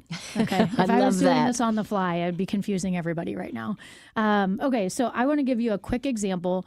So refinancing can work 2 different ways. One, you can have a higher rate and refinance into a lower rate, and that's typically what we see. Right. Now, there's going to be people that are listening that say, I'm at 5%. I'm at 4.75. Why would I do that? No chance in France am I ever refinancing. No chance in France. It's my favorite saying. I have never heard it, and I love it. I think you use it. Okay. once every show for the next 10 days. Okay. Okay. Josh. Okay. I like it. So then the second refinance tip I'm going to talk are to those people who think there's no way, who think there's no chance in France. No chance They're in doing France. this. Okay. You like that, huh? Yeah. Okay, so let's give an example. You bought a house at $300,000. Okay, all things equal. So homeowners insurance, taxes, everything's going to be equal, right? We just did an estimate. So a $300,000 house at 7%. So over the last 3 years, there's about 6 different pockets of windows in which rates were 6.8 to 7.5. So if you don't know what your rate is, you can look it up. You can call your lender regardless of who it is. And they'll just tell you to send you a statement. Yeah. It'll be on there. So at 7% interest, your payment would be $1,996. Okay. Okay. At 6%, so we're right around 6%, your payment would be $1,799, which is $197 a month. Okay. Got it. Yeah. Pretty good savings, right? So that's kind of the no-brainer when people think of refinancing. They're like, I'm at 7, I'd love to be at 6. Right. Right? I'm going to put a little extra money in my pocket. Exactly. Well, so for some people that say, well, I don't know, I've had my house for a couple years now. The rate's not that much different. There'd really be no point in refinancing. The question I would ask you is, do you have PMI? Do you have private mortgage insurance, or they call it MI mortgage insurance? If you did not put 20% down, and or you do not have a specialty loan like a community contributor or something like that, you have PMI. And you're just paying extra. You're just paying extra. So let's do same scenario. So PMI is based on your credit score, okay? We see it between 0.5 and 1.5. This is conventional. If you talk FHA, you could be at 3%. So we're going. So if you're at FHA, 100% you should consider refinancing into a conventional loan. Okay. Like no ifs, ands, or buts about it. If that's you, if you have an FHA loan, doesn't matter what your I don't care what it is. Call me and let's at least Okay. talk about it. And anyone that has questions about this, but you're like, where do I start? Just call me. We'll start there. I'll run through some numbers and see if it makes sense to connect you with a lender. But we're throwing PMI into this, right? So let's say a 700 credit score. I looked up the average. That's not it. Okay. But let's say 700 credit score. That puts you at 0.7 to 1% of PMI. Okay, so that's about $200 a month. It's just going going away. bye-bye. Yep, it's just going bye-bye, right? So, well, people will go, well, how does refinancing do that? Well, if you've lived in your house for a couple of years, your house has appreciated. You have the equity. So you have the equity that now puts 20% equity into the house. Let me ask you this. Do you have to have equity in your home to refinance?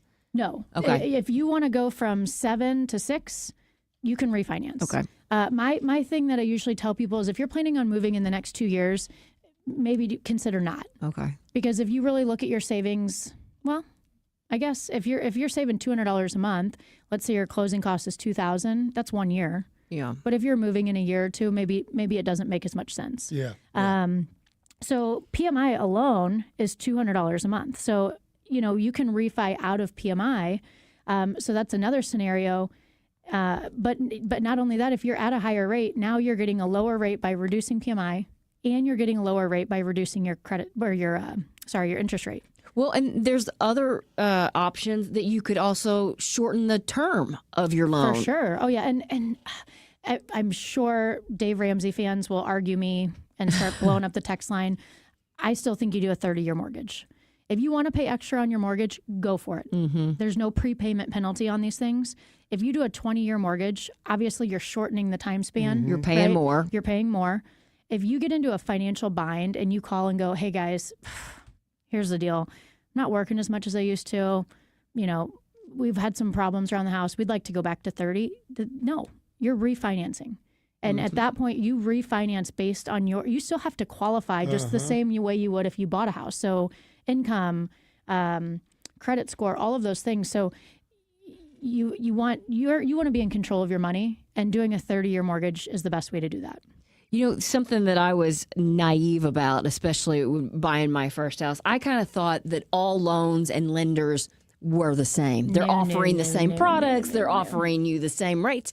That is not the case. But the rates are the rates. So this is a very, very clear way of me saying it. The rates are the rates are the rates are the rates. Okay, is that clear? Mm-hmm. Okay. Rates are the rates. You're saying the rates are the rates? Yeah, so not to be confused, the rate is the rate. Okay. Got it. Okay. So when they announce it each day or whenever they announce it, it's not as though Heidi's like, great, we're going to do it for $5. Well, Heidi's paying that out of pocket then, because that's not, if Heidi's originating the loan, she's selling it to a servicer and the interest rate is, let's say, 6. Got it. So you could do 6.5 because you're trying to take a little bit more, right? Or, and I tell people, don't get caught up in the 0.15s because it's hidden in there somewhere. So if I'm offering a free appraisal, I might be at 6. If you're not, you might be. Then you're at 5.95. Like they're the same. They're the same. Do not get into that. But 6 to 6.5, that's different. Okay. So here's where I'll kind of close out. Here's all the doubters. Here's all the haters out there, right? You're at 4.75. So at 4.75 on a $300,000 house, you're at $1,565. Josh is like, I wish that was my mortgage. So the interest rate, let's say 6% today, that's $1,799. So it's $234 a month, right? So then you're like, why the heck would I refinance into a higher rate and increase my payment by $234? So the average American is in debt about $38,000. Okay. The average credit card right now is 26%. Yikes. So I ran some very conservative numbers. So let's say you had $10,000 on a credit card and you were at 20%. Okay. Your minimum payment on that is $200 a month. You will pay that minimum payment for the rest of your life. That will never, ever get your debt paid off. If you said, well, I'm going to set up a plan to pay my credit card off in 5 years, that's $265 a month. Refinancing from 4.75 to 6 is $234 a month difference. Okay. Now let's say that you have $25,000 of credit card debt at 20%. Minimum payment $500. Ouch. To pay it off over 5 years, $662. So the reason I tell you this is, and I'll be honest, our clients are very, very open with us. We build a very strong bond and like vulnerable relationship with our clients, and they tell us more than we would like to know most of the time. But I will tell you the at least 30%, if not close to 50% of our clients are in some sort of debt. And 100% of those clients feel a ton of shame around that. And there's no reason for that. We're all in the same. We're all in the same. We all got there. Situation. Are you counting debt as mortgage as well? No. So let me be clear. Yeah. Yeah. So credit card, medical, student loans, maybe. It just depends what your interest rate is and that kind of stuff. And that's why I say, like, call and we'll chat about it. But if you have credit card debt, medical bills, things like that, if you have equity in your house, you can do what's called a cash out refi. Yes, you're going from 4.75 to 6, but you're going to pull out, let's say you have $30,000 of debt. You're going to pull that out. You're going to pay your debt off. You are going to be debt-free outside of your mortgage. Yeah, and that just is it just is such a freeing release. Feeling. And your payment will go up $234 a month. And with all your other debts, you might be paying $500, $600, $700 Correct. Yeah. So like that's why people don't. It's interest rates are all a psychology to people. They see the number and they're like, no way. I mean, if I called 10 of my clients who are at 4.5% and said, hey, I have a great idea. Do you want to refinance into 6%? They'd say either you're find crazy. a new agent or they'd hang up on me, or they'd be like, is this a TikTok? Like, what are you, is this a joke? But it is such a good way. I mean, the feeling of debt, what I have come to learn from friends and family and clients, is consuming. Mm-hmm. And it's, like I said, there's shame and embarrassment around it. So people dread talking about it. When you're not talking about something, when something feels like you're doing it all on your own, it's heavy. It is. It's and very then heavy. you also can't fix it if you're not necessarily talking about it and finding ways. And, so Adam and I were talking about it prepping for the show this week. And he's like, I mean, you could just do what I do and hide from it, pretend like it doesn't exist. And I was like, well, maybe we don't suggest that to people on the show. Yeah, that's the way I do it. So true story, and I'm sure Adam will talk about it Sunday, but he sat down with Jason about 4 years ago, and he and Sarah were in a very, very good interest rate. I mean, they were in like the 2.9 and refied into 5. But they have 2 young kids. Adam, in real estate, you are 100% commission when you start. So he started his own business before he started working with me. And so the reality is he had some debt, and his interest rate went up, and he's paying $331 less a month. Total bills than he was with his mortgage going up. Great example. And as you said, you guys are going to talk about this more in depth. Call the Closer with Lauren Risley Realty here in the Big 550 KTR Sundays at 1. If you're in the market to buy or sell a home, or if you just have a question, because knowledge is power. Call Lauren Risley Realty 314-775-0684. You can also email her at hello@laurenrisleyrealty.com. Thank you so much. See you guys next week. 437, Captain Paul, how's traffic moving along? Well, not too bad, Heidi. We have one active accident. There's a crash on eastbound 64 before 14th Street with traffic backed up to Jefferson. The estimated clearance time is 5:05. Southbound 270 is crowded from north of Olive down to 64. Southbound 55 heavy from Potomac to South Broadway. And westbound 64 is congested in front of Forest Park. From the KTRS Traffic Center, I'm Captain Paul Kopsky on the Big 550 KTRS. All right, what are you doing for dinner tonight? I think I know what I'm doing. You? Yeah. Pizza. Yeah. My wife just got back from a trip. She got off the plane. She doesn't want to cook. I get it. Honey, don't worry. I'll cook tonight. Which means I'll turn the oven on and throw in a couple Dogtown pizzas. So easy. So easy. And one of 12 different varieties. The meatball mozzarella, that's a new one. Yep, I just had it. Did you? Loved it. Yep. Your favorite is the veggie. I like the veggie, but I'm branching out. We got a bacon in the freezer right now. I just had a bacon. And frankly, you know what? I threw some jalapenos on there. Ooh. Rick doesn't mind if you spice up the pizzas, but they're great all by themselves. And try the pepperoni peppercini. I had that on Sunday as well. I think I had Dogtown pizza 3 times last week. You can have it as many times as you want, and with 12 different varieties at every local grocery store. They're readily available. Dogtown Pizza, and you can find all their flavors at dogtownpizza.com. And now, KTRS weather from the John Beal Roofing Weather Desk. I'm First Alert 4 Chief Meteorologist Steve Templeton. Still a chance for a few scattered showers at times into the evening, but overnight it will dry out. We'll wake up to a little cooler morning, low of around 60 degrees, partly cloudy skies and 77 for the afternoon high Thursday. Then a little bit warmer Friday with plenty of sunshine and a high of 80 degrees. That's the latest in the First Alert 4 Weather Center. I'm Chief Meteorologist Steve Templeton for the Big 550 KTRS. John Beal Roofing is the home of the lowest price roofing guarantee. Get a free estimate today at johnbealroofing.com. Missouri has one of the best state park systems in the country, as well as beautiful community parks throughout the state. Now, our state is on track to have some of the most nutritious and delicious park foods. Through the MU Extension Eat Smart in Parks program, visitors can get healthy foods and beverage choices to boost their health and energy while out enjoying the great outdoors. Park visitors, look for healthy choices at park concession stands. Park managers, learn how to offer this tasty option to your visitors at muext.us/Eat Smart in Parks. Scott, can you believe it's already been more than a decade since the Queen of Carpet sold flooring to St. Louis area contractors? I know, but I don't have to be a king to offer contractors today's lowest prices. Yes, contractors owe it to their customers and themselves to shop at Best Buy Flooring for the largest in-stock selection of carpet, carpet tile, sheet vinyl, laminate, hardwood, luxury vinyl plank, and luxury vinyl tile. Plus 3 convenient locations, North County, South County, and Metro East. Open 7 days a week. Best flooring, best selection, Best Buy. Best Buy Flooring. Riverbend Kitchen and More is your Better Business Bureau accredited project partner that is attentive and responsive to your vision from concept to completion. Riverbend specializes in kitchens and baths, but also bars, bookcases, cabinetry, countertops, and more. Proud supplier of Waypoint Living Spaces cabinets, as well as other quality cabinet lines. Call before the end of September and mention KTRS to receive a free stainless steel sink with the purchase of a countertop. Financing available, located in Soulard, Alton, and Mascoutah. Call 314-314-7411. Online at riverbendkm.com. Actual price will depend on product and subscription plan. Featured products are compounded drug products, which the FDA does not approve or verify for safety, effectiveness, or quality. Prescription products require an online consultation with a healthcare provider who will determine if appropriate. See website for details, restrictions, and important safety information.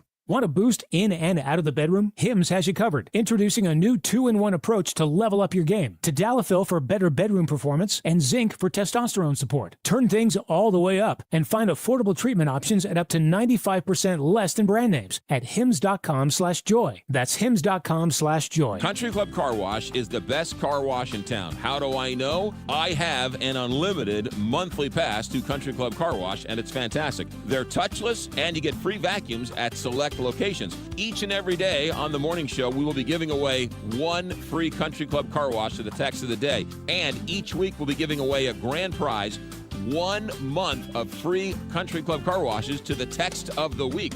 We'll see you on the show, and we'll see you at Country Club Car Wash, cccwstl.com. Before you put your home on the market, before you have to pay money fixing it up to sell it, before you have to pay real estate commissions, call me. I'm Mike Robinson with Robank Properties, and I will buy your home. Any property, any condition, anywhere, and always as is. Call me, Mike Robinson with Robank Properties at 314-283-0867. That's 314-283-0867. You have nothing to lose when you call Robank Properties at 314-283-0867. Galmish & Sons have been providing quality heating and cooling services since 1950. They work exclusively with Lennox, the preferred choice of St. Louis homeowners. Call Galmish & Sons for your next Lennox HVAC installation and service. 314-993-1110. Your dentures no longer fit? Maybe you're missing a tooth or several teeth. Visit Dr. Bowen for Simply Secure Dentures and Dental Implants. The cutting-edge, high-quality dental implants that replace all the teeth in your mouth, and it starts as low as $7,000, not the $35,000 that others charge. If you're only missing a few teeth, Dr. Bowen can permanently replace those with something you don't have to take in and out of your mouth. Learn more at simplysecuredentures.com and get the care you need and the teeth you want at Bowen Dental Care or simplysecuredentures.com.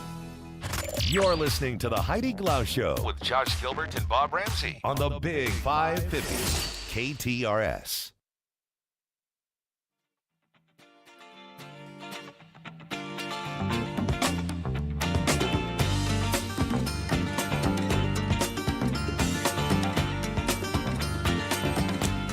It looks like plans for a new Metrolink line have been squashed. David Stokes is the Director of Municipal Policy for the Show Me Institute and joins us with what happened. Thanks for coming in and making time for us this afternoon. Delighted to be here. This was very, from our point of view, from my point of view, very exciting news this morning. Really? So you're happy. It was the Green Line that was supposed to link the city's north and south sides. It never had full kind of like wind behind it, but what happened this time to make it all fall apart? Well, several things happened. The new mayor, had even back during her campaign, had expressed questions about it. You know, this plan, as I tell groups and media when I speak, you can support Metrolink and support Metrolink expansion and still have realized that this was a ridiculous plan. Yeah. This was a $1 billion plan that was going to move, according to Metro's own estimates, about 5,000 boardings a day. So about 2,500 people a day for $1 billion. Yeah. And it didn't have the numbers. It didn't have the data behind it. Trump's election probably was the ultimate death knell for it. That they weren't going to fund this type of project. So I'm sorry, these kinds of plans, we see a lot of things going on, and, mass transit and the bicycle greenways, all these things sound great. But what in particular about it, was it just the numbers, or were there other things that didn't make sense in this plan? I think it was, the most important part was the numbers. That so much money for so little actual transit movement. Yeah. Who are the people that were still behind it and are upset that it's not going forward now? I don't think that many people are upset that it's not going forward. It was I always thought it was moving forward because, like a lot of large government projects, it was moving forward because the money was there to pay for it. Mm-hmm. Like, there was federal money out there to fund it, so they were going to try to get the federal money. That was kind of the impression I got from this project was, well, let's build it because they're going to give us, $1 billion to do it. Well, okay, but it's probably going to cost more than that. And then who's going to pay to keep it up? And why would you want a train to nowhere just because someone decided to pay for it? And that was why back in 2023 and 2024, some of the suburban county executives like Steve Ailman in St. Charles and others, they were really concerned about it because we just had the loop trolley failure, which was federally funded. Now, it wasn't Metro, in defense of Metro. They may run it now, but it wasn't their deal. Yeah. But we just had all this federal funds for the loop trolley, and here they were very concerned about another massive project that they thought would fail. And would, by the Metro's own likely inflated numbers. And in my testimony that I gave to East-West Gateway in early 2024, I went back and I found Metro's old projections for Metrolink use, and they're just way off, way overdone. They were, back in 2005, they were predicting by 2025 they have 80,000 boardings a day. They had about 16,000. That's the whole system, 16 to 18,000. And yes, COVID hurt that, but even before COVID, it was like 25 to 30,000. Are those going up now that maybe we're putting a kibosh on the violence that people were afraid, or are we still kind of staying stagnant? Look, they've been going up slightly. I think the Cardinals' attendance issues is going to, when they run those numbers for 2025, it's going to be lower because of that. The best use of Metrolink we have in this town there's some good uses of it, but the convenience for the stadiums is something that they really do get used for Blues games, for St. Louis FC games, for Cardinal games. So that Cardinal attendance declined. It has to be shown in these numbers. Do they use it for the airport? Yeah. Oh, yeah. I mean, you can. We've connected the parts of the region that we have to connect on it. Whether we should have done that years ago or not is moot. It's done, and we need to operate it safely and efficiently. And the safety aspect that they're trying to improve on it is so important. Right. People aren't going to use it if they don't feel safe on it, unless they know that there's hundreds of other people on it, such as for a Blues game or a Cardinal game. They'll still use it for that. So you've got to address the safety aspect of it. And the system we have, look, the airport, of course people use it to get to Clayton or downtown for business meetings or the like. But we've connected the airport, we've connected downtown, we've connected the West End, which is the station that does get the most usage of it, which shouldn't be a surprise. Yeah. We've connected Clayton. This latest plan was, as I said in my testimony, they're talking about this $1 billion Metrolink. I'm like, you don't even have a bus route for this line. And then Metro was surprised by that. They had buses serving those neighborhoods, don't get me wrong, but they didn't have route. Not that exact route. Are so they like, now try adding a bus route. Buses now? This new kind of plan? Are they going to add more bus routes? That's one of the exciting things about with the announcement today, because it wasn't just canceling the Metrolink application, which was great. But it's also, look, they're going to take some of that money and attempt to construct what they call bus rapid transit, which is a dedicated bus route that will use technology to sort of hook in the buses to the lighting system to always give the buses priority as they go. That's why it's more expensive than just adding a bus route, but it can be money very well spent. I'm certainly, at my job at Show Me Institute, I'm not opposed at all to this expenditure of funds. It will be a lot less than Metrolink. It will be flexible as required as over the years as things change. So I think this is a great idea, and I'm excited for the opportunities of bus rapid transit in St. Louis. We don't have a route like this. They have a couple in Kansas City, these bus rapid transit lines, and they've worked very well out there. How quickly will we see these buses, kind of put into use? That's going to depend whether they apply for federal funds for this bus rapid transit line.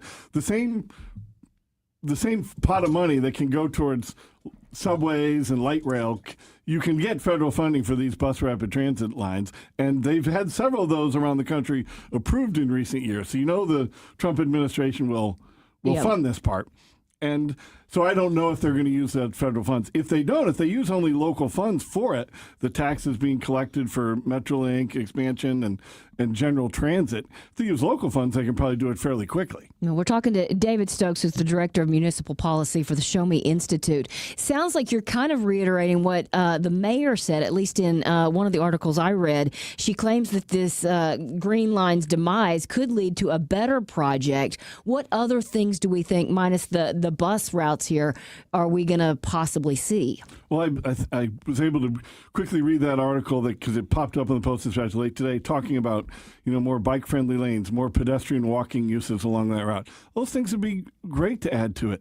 But I'm mostly just excited about, look, if they think, and I hope it does, that the new Geospatial Intelligence Agency right there is going to lead to more traffic along that Jefferson Avenue route, and they need public transit for it, and I hope that happens.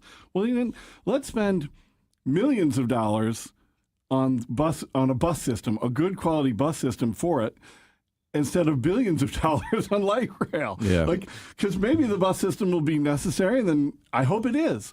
But it's just so much more cost effective and so much more flexible. And that's what the Show Me Institute paper on this subject from a couple of years ago was really about, that the jobs in St. Louis are so diffuse compared to New York City and Manhattan or Washington, D.C., around the capital there. The jobs here are so diffuse. I mean, buses are what we should be focused on, not light rail expansion. We've already connected via light rail what needs to be done, but let's focus on serving the needs of people who use public transit and not, as we say, the dreams of planners who think they're going to get everybody in West County to start taking a train, which isn't going to happen. That's so true. A bus can use the streets that already exist. You can tell a bus, don't go there anymore, go here. Train track, when you lay it, it's there forever. So I totally understand what you're saying. Does this ultimately put an end to all the talk that's currently going on about Metrolink expansions? I don't know, and I certainly. Are there if you other? could come up with a plan that is a good plan that's cost effective, like they just completed a Metrolink expansion in Southern Illinois last year. Like they just completed the final leg out to Scott Air Force Base from where it had happened. That didn't get much attention here. It was so much less expensive than this plan because it was going through farmland basically out there. So it was different. It was a fraction of the cost to put those last couple miles of line in Southern Illinois to connect it to the airport, Mid-America Airport and Scott Air Force Base. So that was a good use of Metrolink expansion. Nobody was really objecting to that because it was cost effective. And if you could come up with something like that, my own little idea here, and this is always dangerous, but if there was an expansion here, I think people should consider taking it from the airport just to Earth City. You have so many jobs in Earth City, and taking that line out just another mile, just another 2 miles. More about to Earth jobs City. than it is homes, really, as far as that goes. You're trying to connect people to people who use public transit to where they need to go, as opposed to, as I said a moment ago, dreams of getting people who aren't going to use it into it. So let's use buses, primarily a bus-based system, to take the people, the students, the lower income workers who maybe have trouble affording a car, people who want to live in the Central West End and not own a car, let's use the bus system that we have, then augment it around Metrolink to serve those people. The focus of Metro for 25, 30 years now has been expanding Metrolink, and I would say it's been to the detriment of the bus system. Yeah, very interesting. David, it's great to have your thoughts on this, and I love hearing that this is actually a good thing, because I think a lot of people say, well, this has been squashed and it's the end, and they don't exactly understand how much money might have been wasted here. So thanks for breaking it all down for us. Delighted to be on the air, and yes, it's very important. I'm not against public transportation at all. Right. It's very important that they're talking about a better bus system to serve this potential route in these neighborhoods and communities, because they need good transit. Metrolink now is too often not the right way to do that in the greater St. Louis area. All right. We'll talk soon. Thank you. Thanks, everyone. About 5 minutes before 5 o'clock. Captain Paul, what are you seeing? Heidi, the latest is a crash on southbound 55 past Arsenal. Southbound 55 is also heavy from Gasconade to South Broadway. They've cleared a crash on eastbound 64 before 14th Street, but traffic is still slow back to Jefferson. And westbound 64 is congested from Kings Highway to Hampton. This traffic report is brought to you by the Rack House in Cottleville. Stop by for brunch or happy hour, or plan your next event, specifically group outings or holiday parties at the Rack House. The Rack House, featuring a seasonal menu and upscale casual dining and drinks since 2014. From the KTRS Traffic Center, I'm Captain Paul Kopsky on the Big 550 KTRS. Some of my fondest memories as a kid is heading down to the hardware store. You had to pick up a couple of nails, a couple of screws, maybe a gallon of paint, whatever it may be, right? It was your friendly neighborhood hardware store. Well, those don't exist anymore in St. Louis, except for Schnarr's Hardware. They have 2 locations in Webster Groves and in Clayton Road in Ladue. Schnarr's Hardware is that place where you go in and you can get that bucket of paint, you can get a couple of screws. The advice is always free. And the one thing about Schnarr's Hardware that every single family hardware store used to have, and that is the smell. It smells like a hardware store. It's got the selection. I don't know how they do it. It's a small store, but they got everything you ever need. They got the paint. They got paint matching. They've got big green eggs. They've got screws and nails and everything a hardware store should have. Schnarr's Hardware, 2 locations, 1 great hardware store. Schnarr's Hardware, we'll see you there. Hi, it's Jill Farmer for Premier Heating and Cooling. Summer temps sure put our air conditioners to the test. A few years ago, before I knew about Premier Heating and Cooling, our air conditioner was on its last legs. We decided to push the envelope and try to limp through another St. Louis summer before replacing it. We went away on vacation and came back to discover our air conditioning unit had gone on the fritz while we were gone, and we ended up with all kinds of trouble, including warped wood floors. That delay in replacing our worn-out unit was an expensive mistake. If you're limping through and you know it's time for a replacement unit, our friends at Premier Heating and Cooling can take care of you and even work with you on financing. Or if you haven't taken the time to really get your air conditioner checked out and make sure it's operating at peak efficiency, which will really help on your bills and help with the life of your air conditioning unit, Premier Heating and Cooling is the place to go. Excellent rating with the Better Business Bureau. So many of their new customers are referred by happy customers like me. PremierHeatingCooling.net. 636-916-1122. Hey, it's John Carney with an invite. Not till I come to my house, that would be boring. How about a fall home tour at Innsbruck, Saturday, October 18th, noon to 4. And if you haven't been out there, this is a great opportunity to see the A-frames, to see the tree houses, the beautiful homes, the condos, and one of them could be yours. But what a great way to find out. Enjoy the lakes, the golf, and more. Out at Innsbruck, open house on Saturday the 18th, InnsbruckResort.com. Your biggest choice in home restoration is who do you trust with your home, your most valued asset. Few can match Banner Construction's experience and dedication to excellence. Banner is an elite preferred James Hardie contractor and Pella window specialist. Restoration is a one-time opportunity to have Banner's design team show you architectural options to make your home the neighborhood showcase. Call for a free consultation, 314-569-1050. And have a banner day. At Maryville University, we power dreams, not just degrees. For nearly 150 years, we've empowered graduates to build successful careers. At Maryville, expect a rigorous, technology-driven, mentor-inspired education in a diverse and inclusive learning environment. We help you take it to the next level, no matter what field you choose. Now is the time to turn your ambition into action and transform your dream into reality. Start your journey at maryville.edu. Royal Banks of Missouri is proud to sponsor this Saturday's big game as the UMass Minutemen visit Columbia to take on our 20th ranked Mizzou Tigers. Yeah! 2 tacklers to the house in Missouri.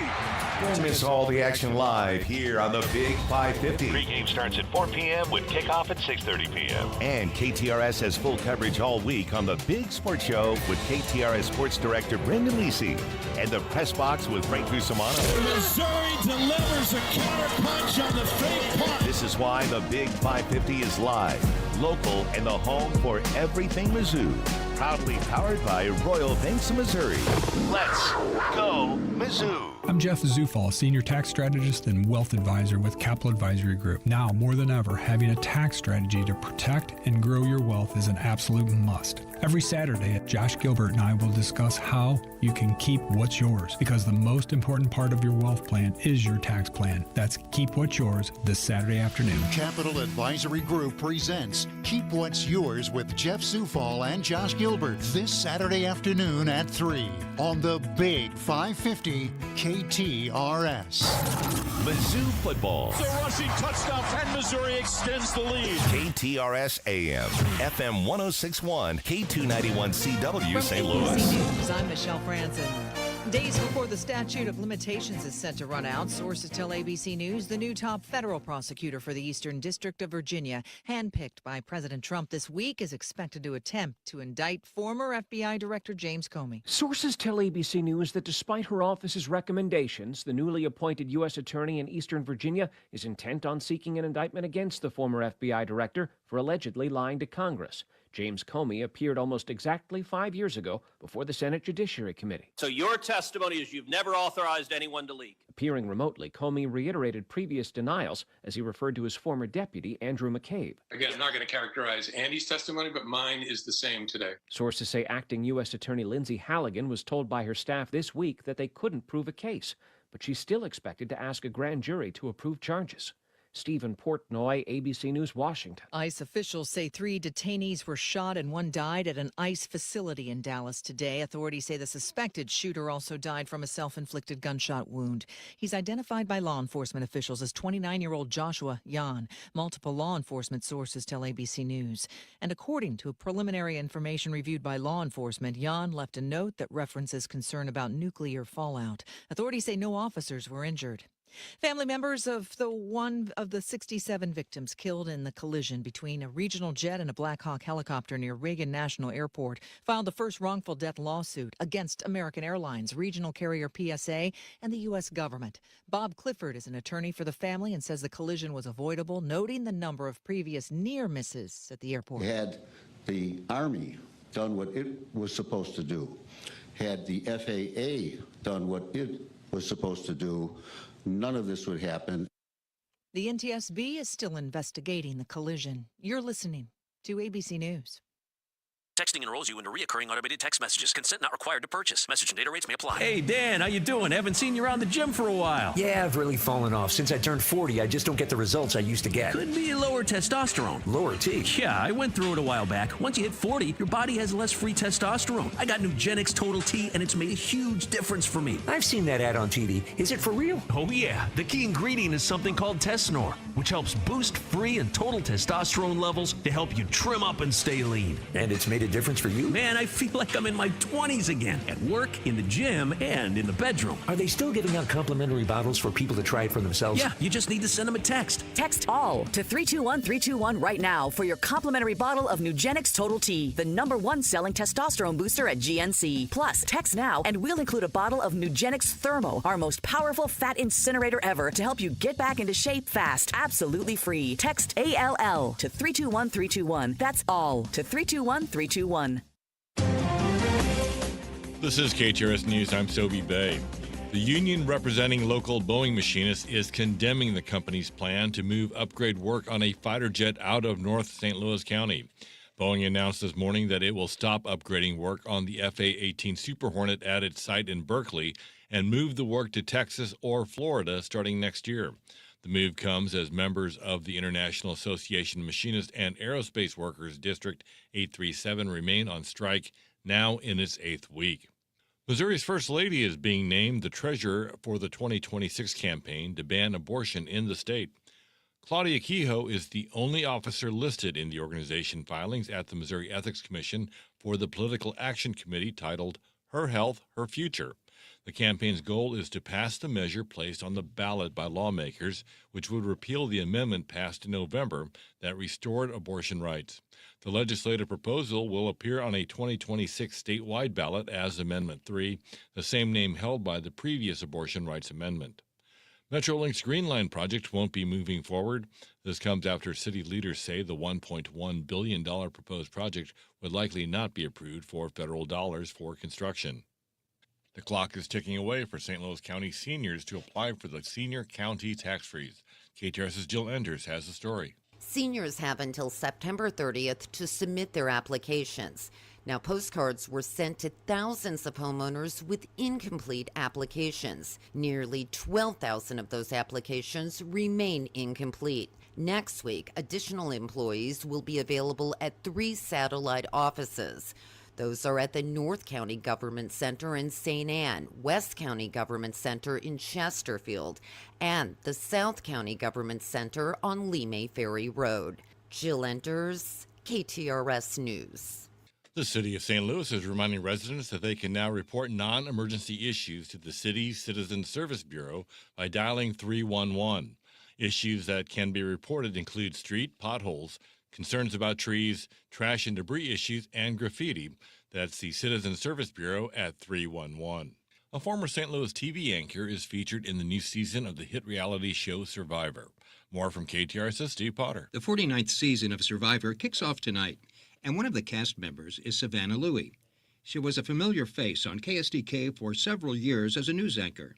Yesterday on The Carney Show, she talked about competing for the $1 million grand prize and that being on the show has been a dream of hers for years. I applied for my very first time when I was 17 years old. I applied for the second time, actually, when I was living in St. Louis about 5 years ago. And then this past winter was my third time applying. And I mean, honestly, in a weird way, I know this might sound dramatic, but it feels like my life has kind of been preparing me in a way to get out there and to play the game. The 49th season of Survivor begins tonight at 7 o'clock on CBS. Steve Potter, KTRS News. A new dining experience in town is in this KTRS Business Minute, brought to you by Walter Knoll Florist, the place for all your floral needs. Place your order anytime at WKF.com. A new dining experience is coming to St. Louis. The Washington Avenue Food Hall is slated to open in downtown during the second quarter of next year. It will include 8 different food stalls and 2 bars along the 1100 block of Washington Avenue. Developer Alex Oliver called the food hall the next step in his strategy of reinvesting in the historic loft buildings on Washington. And this market report is brought to you by JBL Financial. Tune in to Straight Talk on Retirement Saturday mornings from 9 to 11 a.m. Wall Street today at the close, Dow Jones down 171 points to 46,121.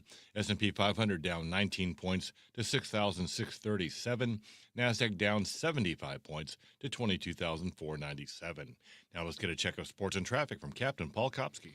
Sobe, the Cardinals go for a 3-game sweep tonight in San Francisco after rallying from 8-3 down to beat the Giants 9-8 last night. Brendan Donovan had 4 doubles, and Ivan Herrera homered for the 3rd straight game. And St. Louis City SC welcomes LAFC to Energizer Park on Saturday night. LAFC has won their last 3 matches, scoring 4 goals in each of those victories. I'm Paul Kopsky from the Royal Banks of Missouri Sports Desk, and now on to traffic. Southbound 55 is heavy from Gasconade to South Broadway. Southbound 270 congested from north of Olive down to Manchester. Northbound 270 is crowded from Manchester to 64. And westbound 64 congested from Kings Highway to Hampton. This traffic report is brought to you by Dents Express. Drive time can be hectic with traffic, weather, and fender benders.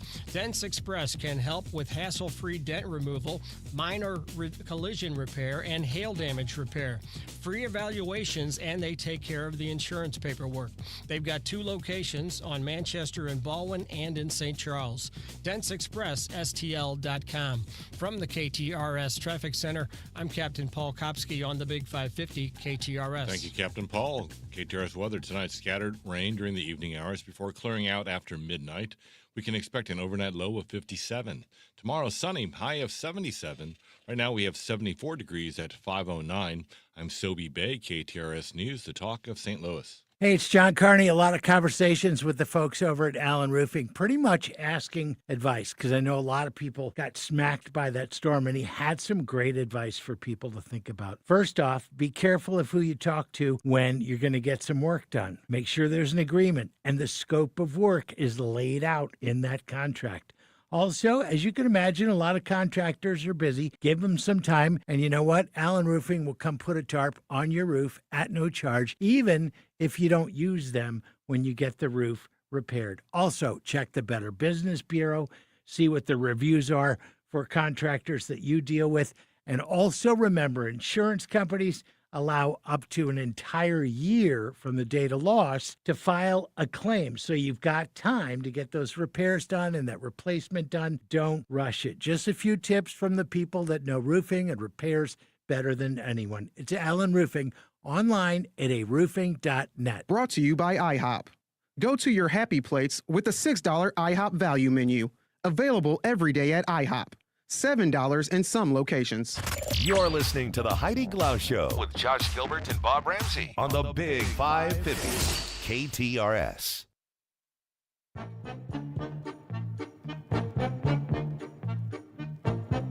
Here comes the king, here comes the big number one. Budweiser beer, the king is second to none. Could the days of batters and managers arguing with umpires over balls and strikes be gone?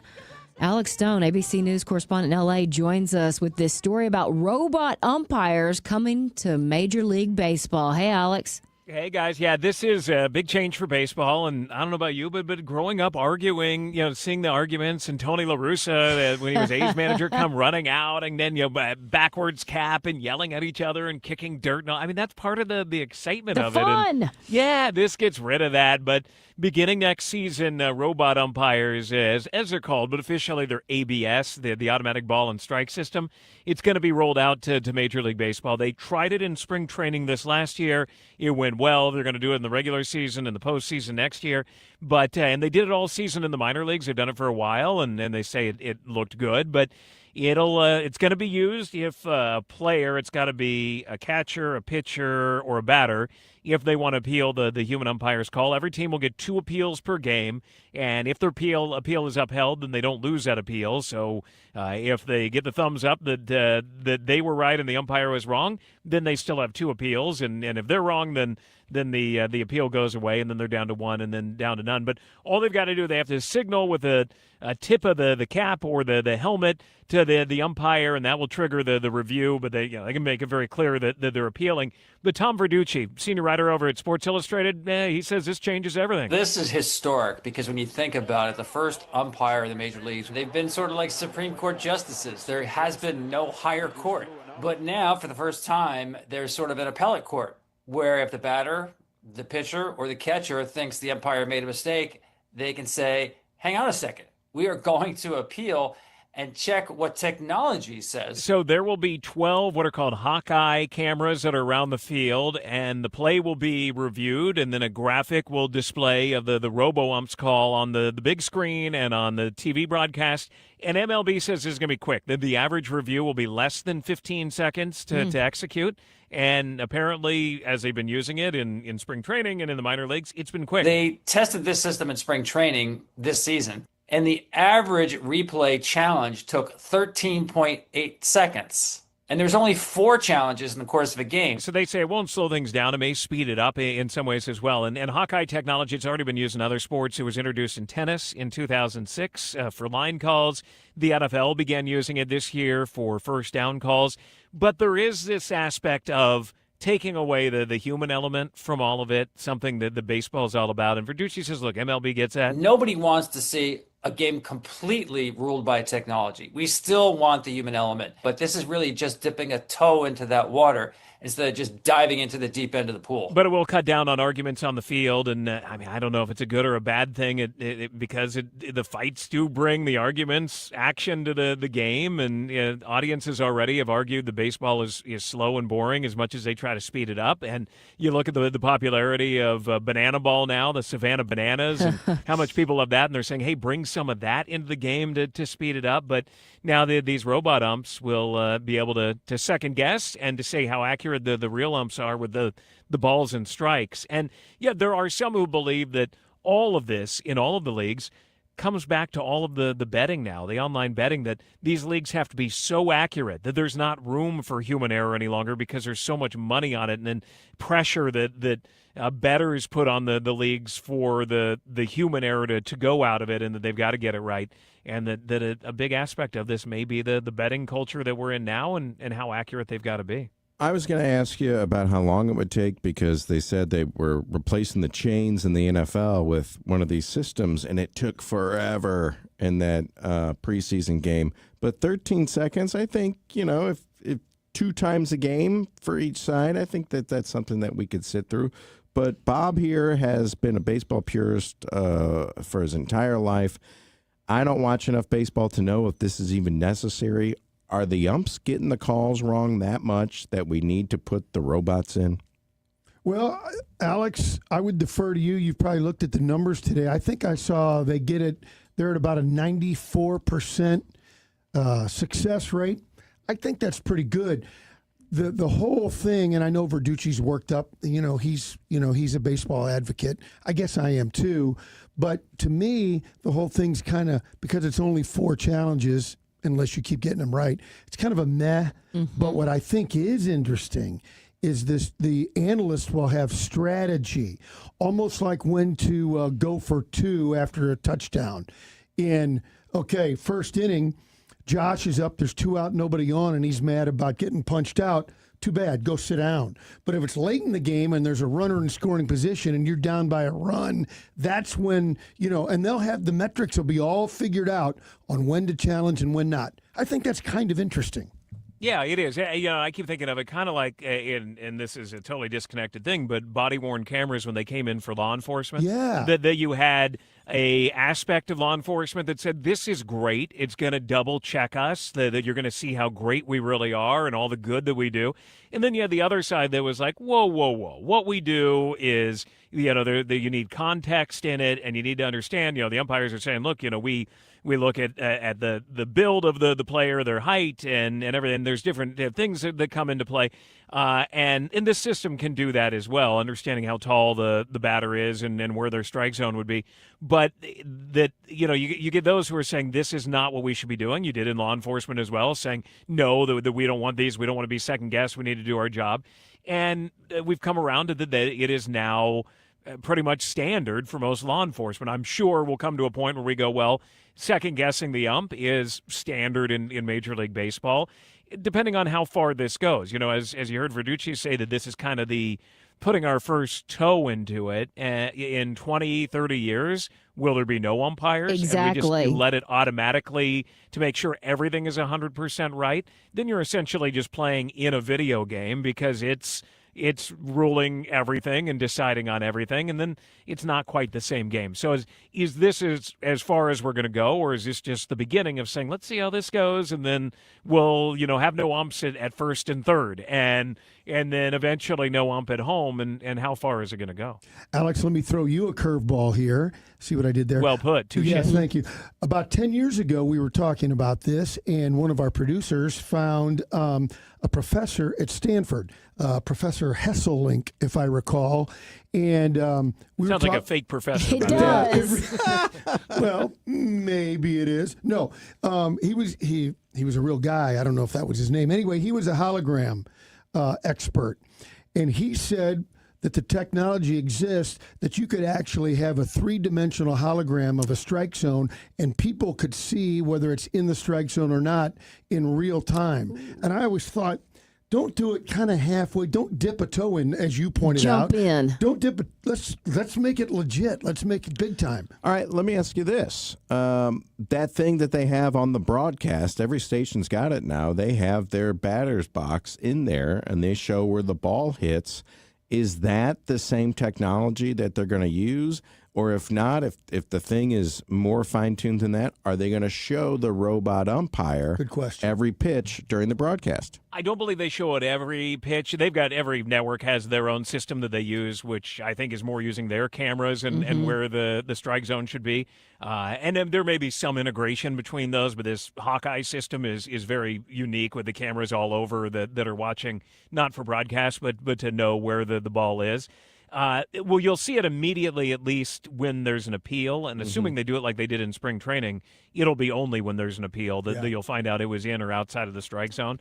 I don't think you're going to see it from the Hawkeye system with every pitch, because they also don't want the umps being second-guessed with every pitch. Right. You know, it's kind of unofficial through the broadcast of like, well, it went there, it went there, it went there.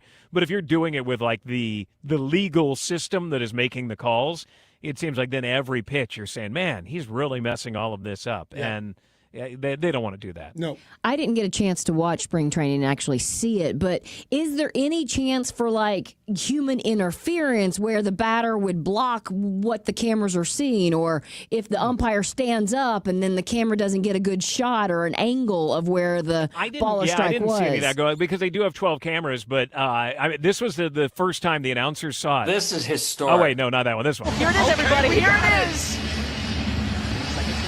Yeah, here it is. Here it is. It's like they were about to go over a roller coaster, and they were waiting for the ruling, and then it came in, and I don't know if it upheld that one or not. I happened to actually be watching that game, and it was like, whoa, here we go. We're waiting now for the robot ump to make its call, and then they moved on from there in spring training. It's a whole new world. Alex Stone, always great having you join us. Thank you. You got it. Thanks, guys.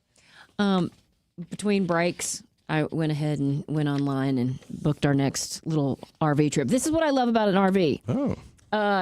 You can just decide today on a Wednesday that 2 days from now on a Friday, you're going to roll somewhere else. We're going to roll back into Indianapolis and hopefully see the Fever win this next round of playoffs this weekend. So I called Byerly RV when I got here to work, and I talked to Sammy. She's in charge of the storage facility, and said, hey, I want to roll out on Friday morning, or at least pick up the RV. And she's like, okay, do you need us to do anything? Do you need propane? Do you need water? Do you need us to check your tires? We can do all of that. That's how cool it is at the Byerly RV storage facility. It is really, I mean, you feel fancy. I'm not going to lie. It's you feel special. It's like valet service, but that's just one of the many things that Byerly RV now does. You know, it's been around for close to 80 years. And as you know, RVs did not look like they do today. They were a little more rudimentary and didn't have all the bells and whistles. And now you go onto Byerly's lot in Eureka, and you are seeing RVs that have, you know, residential size refrigerators, and you can pull out a thing underneath the motorhome or trailer, and it is an electric freezer where you can just keep all of your beer if you want to give you more room in your fridge inside. There's dishwashers and washer and dryers, and even baths and a half. You cannot believe what some of these RVs have. I mean, it truly can be a second home that you can take wherever you want to go, whether it is to Indianapolis to see a Fever game, or maybe next week to Nashville to see a concert. That's what Byerly RV knows that they're selling you. They're selling you the opportunity to get out and experience more, but still be in the comfort of your own home. You can check out ByerlyRV.com to see what RVs are there on the lot and what you can get your hands on, or just stop by and walk in and out as many as you want. Talk to the salespeople there because they're so knowledgeable. ByerlyRV.com. Mom, what do you always say? There's nothing sadder than jewelry that sits in a drawer. That's why we are proud to offer jewelry repair on site at Newstetter's Fine Jewelry. We know that your jewelry is important to you, and we take that part of our job very seriously. Visit us at Doherty Ferry in Big Bend or learn more at wowdiamonds.com. Why do the national tax resolution firms need the tiny fine print at the bottom of all their TV ads? Hi, this is Lance Drury with the Lance Drury Law Firm. You don't hear fast-talking disclaimers in our ads because the claims we make are 100% transparent. The Lance Drury Law Firm primarily focuses on one thing, IRS problems, and we're regulated by the Bar Association, and we have a AAA rating with the Better Business Bureau. IRS issues are serious legal issues. The Lance Drury Law Firm has helped thousands of clients navigate the best resolution plans, and we tell you up front exactly how much it'll cost. Tax resolution law is all we do. So before you send money to some out-of-town, high-pressure salesperson, give us a call at the Lance Drury Law Firm, located right here in St. Louis. Call today to schedule your free consultation with me, 314-260-6120, or visit LanceDruryLaw.com. The choice of a lawyer is an important decision and should not be based solely upon advertisements. Much like Tigers football, your roof absorbs hits season after season, and it may be time to replace it. Hi, I'm Tom Bendick, owner of TB Exteriors, and we've been providing professional roofing, gutter, siding, and window services for over 6 years in the St. Louis area. We'll assist you with roofing, insurance claims, and provide a quality residential or commercial roofing solution. From prompt storm repair, complete replacements, and new roof installations, TB Exteriors can handle your project professionally and efficiently. Make sure to include TB Exteriors in your game plan. Visit us at tbexteriors.com to schedule a free estimate on your home project. With over 30 years of experience in top quality senior living, McKnight Place Assisted Living knows how to help its residents live fulfilling lives. The professional staff gets to know all residents and their families. McKnight Place Assisted Living has become known for its high quality amenities, personalized services, and expert care. But its history of making people a priority is what really sets it apart from many other senior communities. That starts with the residents and extends to their loved ones. 314-993-3333 or visit them at mcknightplace.com.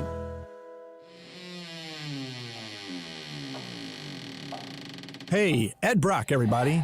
If you love Halloween like I do yourself a favor and visit Johnny Brock's Dungeon. Why shop those tiny pop-up shops when you can shop 30,000 square feet of locally owned Halloween fun? We're open all year at I-44 in Jefferson on the edge of Soulard. Johnny Brock's Dungeon, a St. Louis must-see. There's a lot on the line in divorce. This is Joe Cordell of Cordell & Cordell, the largest family law firm in the country, with over 35 years of helping clients navigate divorce. Divorce touches all areas of your life: your home, savings, retirement, and of course, kids. So when you find yourself facing divorce, you need a partner you can count on. If you are facing divorce, contact Cordell & Cordell today at 1-855-GET-LEGAL. The choice of a lawyer is an important decision and should not be based solely upon advertisements. 600 Kelwood, St. Louis. Missouri's small towns and rural communities deserve safe, accessible roadways for everyone, whether walking, biking, wheeling, catching a bus, or driving. That's why Missouri leaders and citizens in these areas are joining the Complete Streets Initiative. With Complete Streets, communities can plan for growth and open opportunities to secure funding for sidewalks, bike lanes, and trails. Small towns across the country are making it happen. Yours can too. Learn more at mocompletestreets.com. You can pretty much find a job anywhere, but finding a lifelong career can be much more difficult. You like working with your hands? Working in different environments? Having options for different kinds of work within your career? Then the Construction Craft Laborers Union of Missouri may be for you. Don't just settle for a job. Build a career. Build a future. Build a legacy. Go to buildunion.com for more information. That's buildunion.com.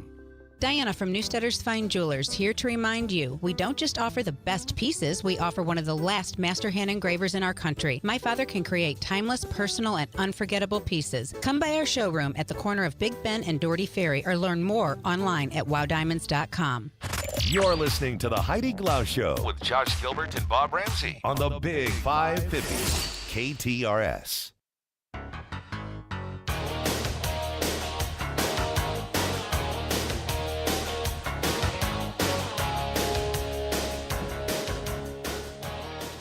Well, we talked to Eric Seamers, editor of the St. Louis Business Journal, yesterday, but since they're always on top of breaking news, we wanted to get them back in today because one of the headlines that immediately caught our attention was about Boeing moving some work out of St. Louis. So, Eric, welcome back.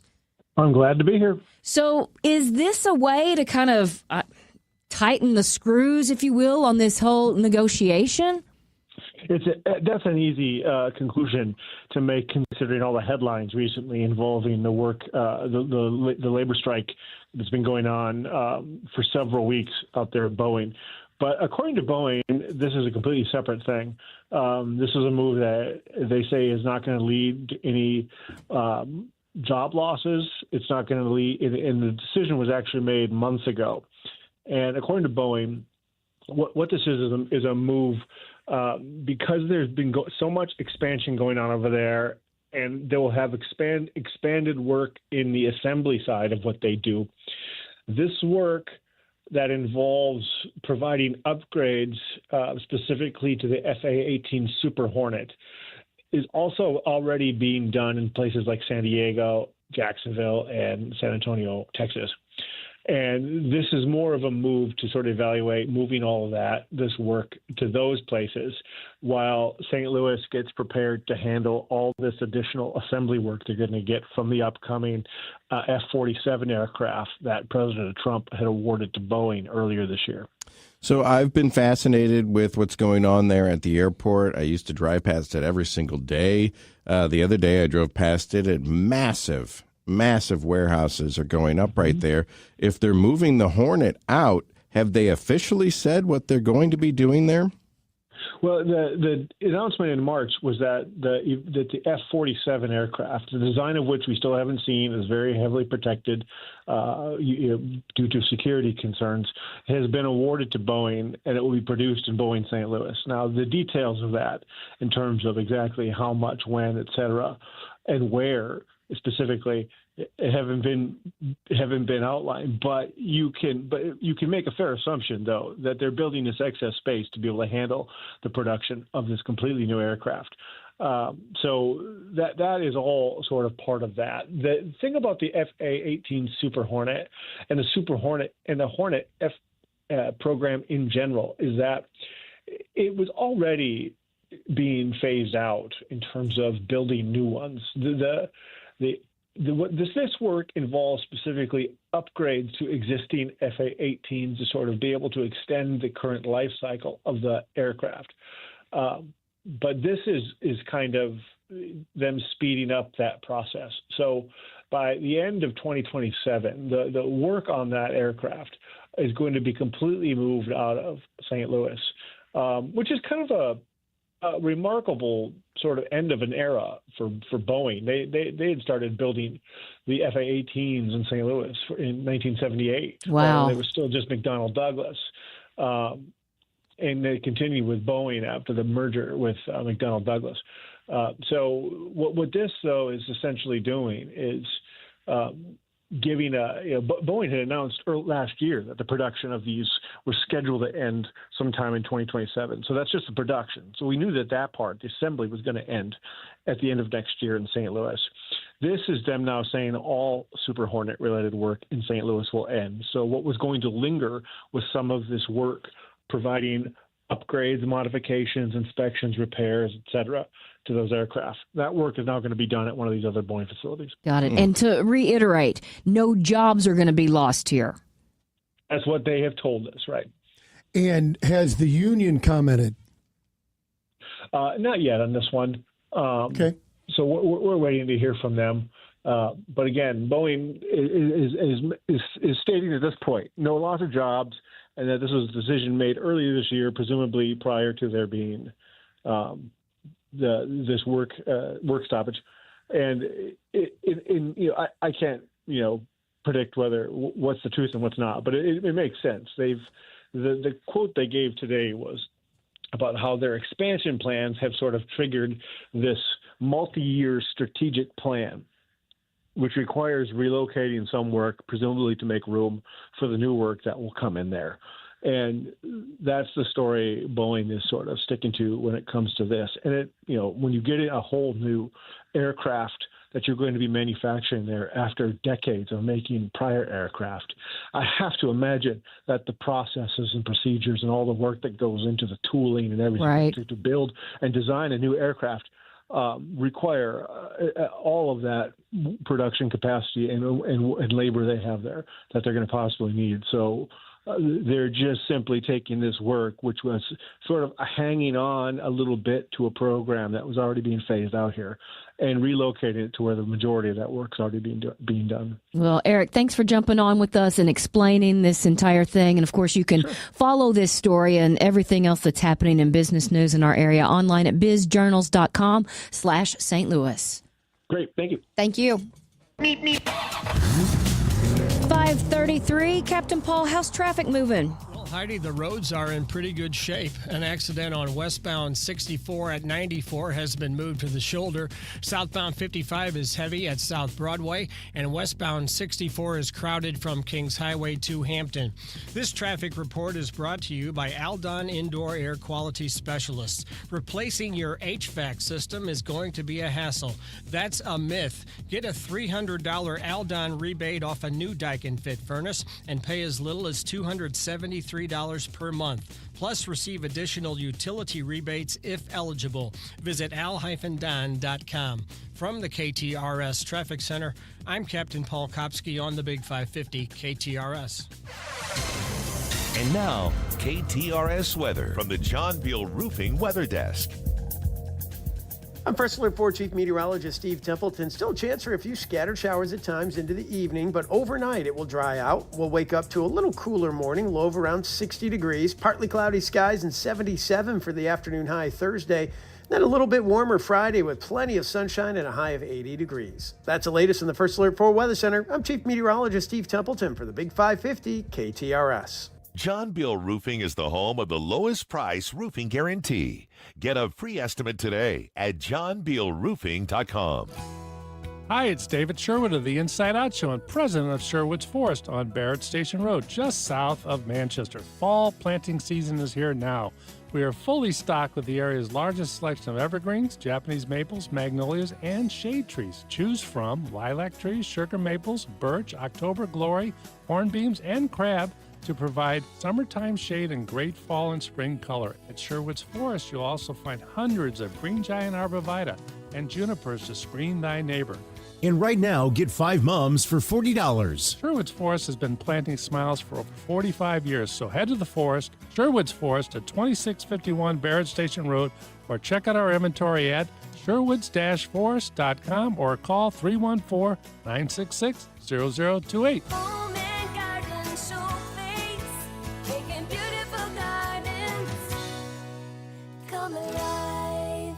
All right, so you're looking for a new front door, maybe to change the style up a little bit. Maybe you've got some windows that are leaking and aren't very energy efficient, and you'd like to get some new ones. And so you start looking for a window company. Let me tell you about my friend and my good neighbor, Larry Thornton. He's been selling windows and doors in St. Louis for 37 years. He has access to all the quality windows and all the quality doors. And unlike so many other window companies, it's not a marketing game. Buy one, get the next 7 free. At the window store, you buy one window, you get one window. But when you compare apples to apples, right, you'll notice that the window store has much better pricing. There is no hard sell. They're not going to stand in the middle of your living room demanding you sign on the dotted line. For 37 years, they've beat everybody on quality, on price, on customer service. If you need windows or doors, that's why you need to call my neighbor, Larry, or his son, Joe, 314-739-0002, or wswindow.net. A weekend at home or a weekend RVing? Staring at your neighbor's security lights or counting stars? Watching the Travel Channel or sitting around the campfire with friends? Break away. Get out of town in an RV from Byerly in Eureka. For the rest of your life, you gotta be there. Byerly RV. For a limited time, Altair Travel is teaming up with Celebrity Cruises and offering a $200 onboard credit for any new Celebrity 7-night or longer stay in a veranda or above. Celebrity Cruises features 14 award-winning ships with more than 300 destinations on all 7 continents. Offers good through September 30th, and you must sail before June 1st, 2026. Call Altair Travel and Cruises, 314-968-9600, or online at altairtravel.com. Kuna Food Service has been the trusted food supplier in the Midwest since 1918. For over 100 years, Kuna Food Service has been distributing the highest quality food products to some of your favorite restaurants while delivering superior customer service. When a restaurant puts their trust in Kuna Food Service, they get a team that truly cares about their success. That's why at Kuna, they like to say, they're big enough to handle it, yet small enough to care. Check them out online at kunafoodservice.com. At Midland, we know sometimes all it takes is a moment for an idea to spark, or to make it happen, a moment to find your dream, or build one, a moment to start your forever, or at least start planning for it. Whatever moments you have, Midland is here for them and can help you make them. Midland, brighter together. Visit us at midlandsb.com. Midland States Bank is member FDIC. You're listening to the Heidi Glaus Show with Josh Gilbert and Bob Ramsey on the Big 550 KTRS.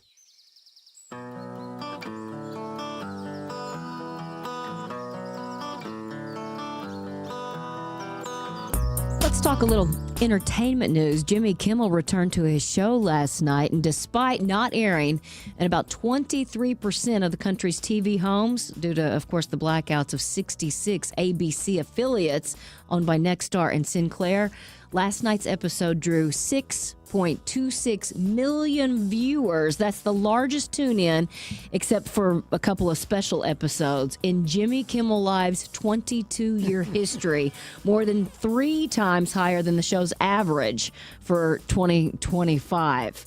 So he did try to clarify his previous comments, and he did it through tears and said, it's important to me as a human and that it was never my intention to make light of the murder of a young man. I don't think there's anything funny about that. So I tried to watch on YouTube last night just to kind of get a feel for it, and I think he did a pretty good job. Jenna Bush Hager, no stranger to comedians poking fun at her political family. Of course, the daughter of former President George W. Bush, granddaughter of George H.W. Bush.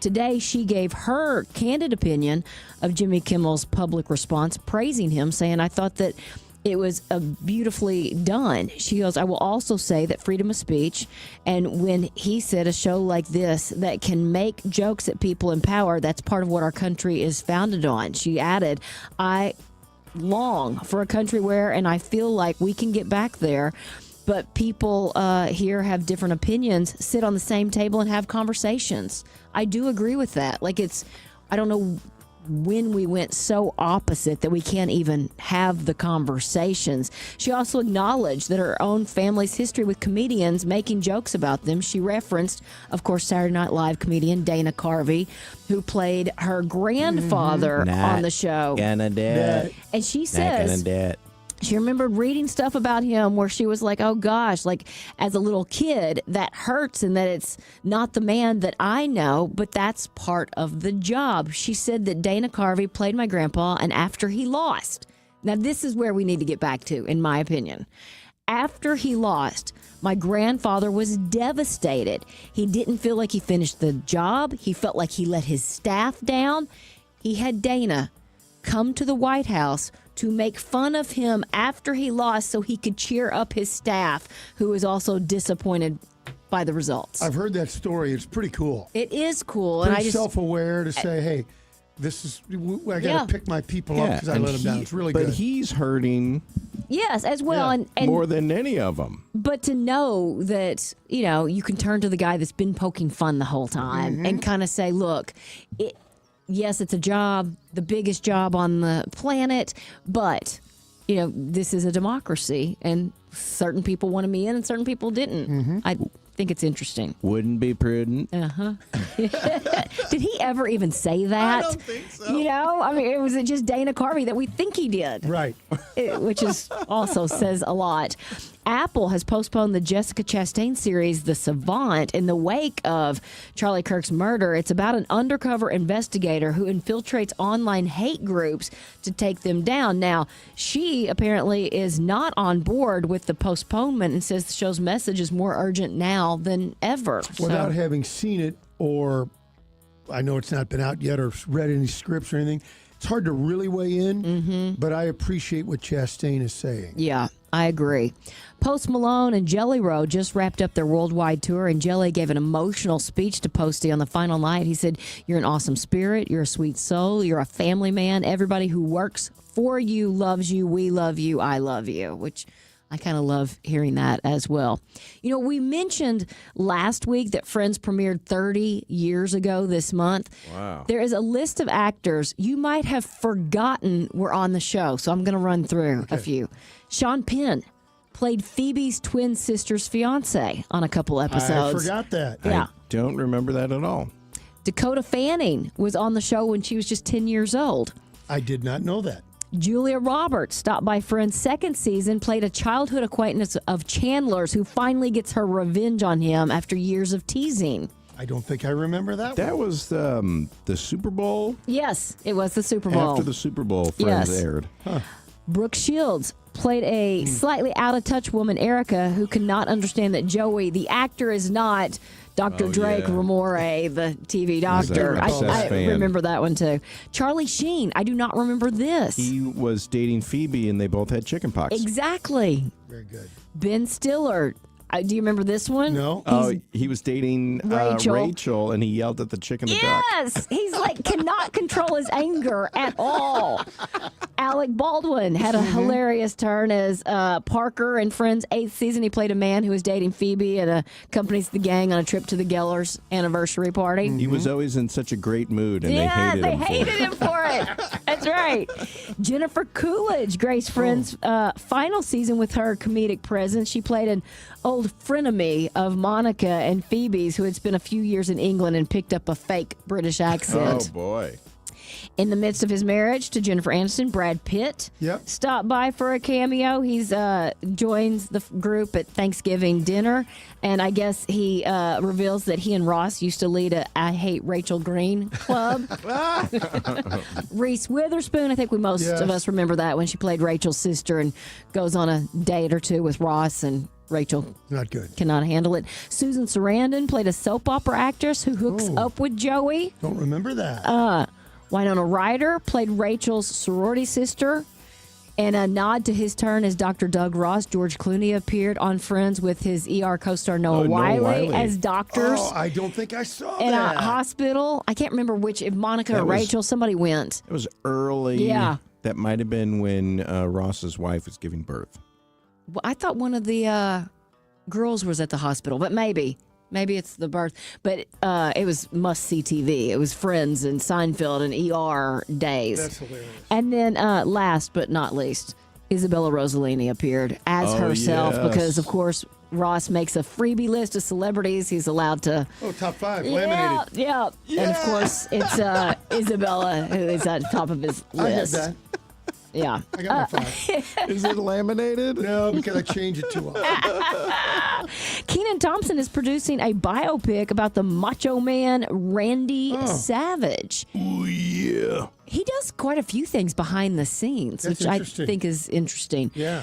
57 years ago in 1968, Harry Reasoner and Mike Wallace hosted the debut of 60 Minutes. Wow. And then 48 years ago in 1977, The Love Boat premiered on ABC. As for TV tonight, the 49th season premiere of Survivor is on CBS.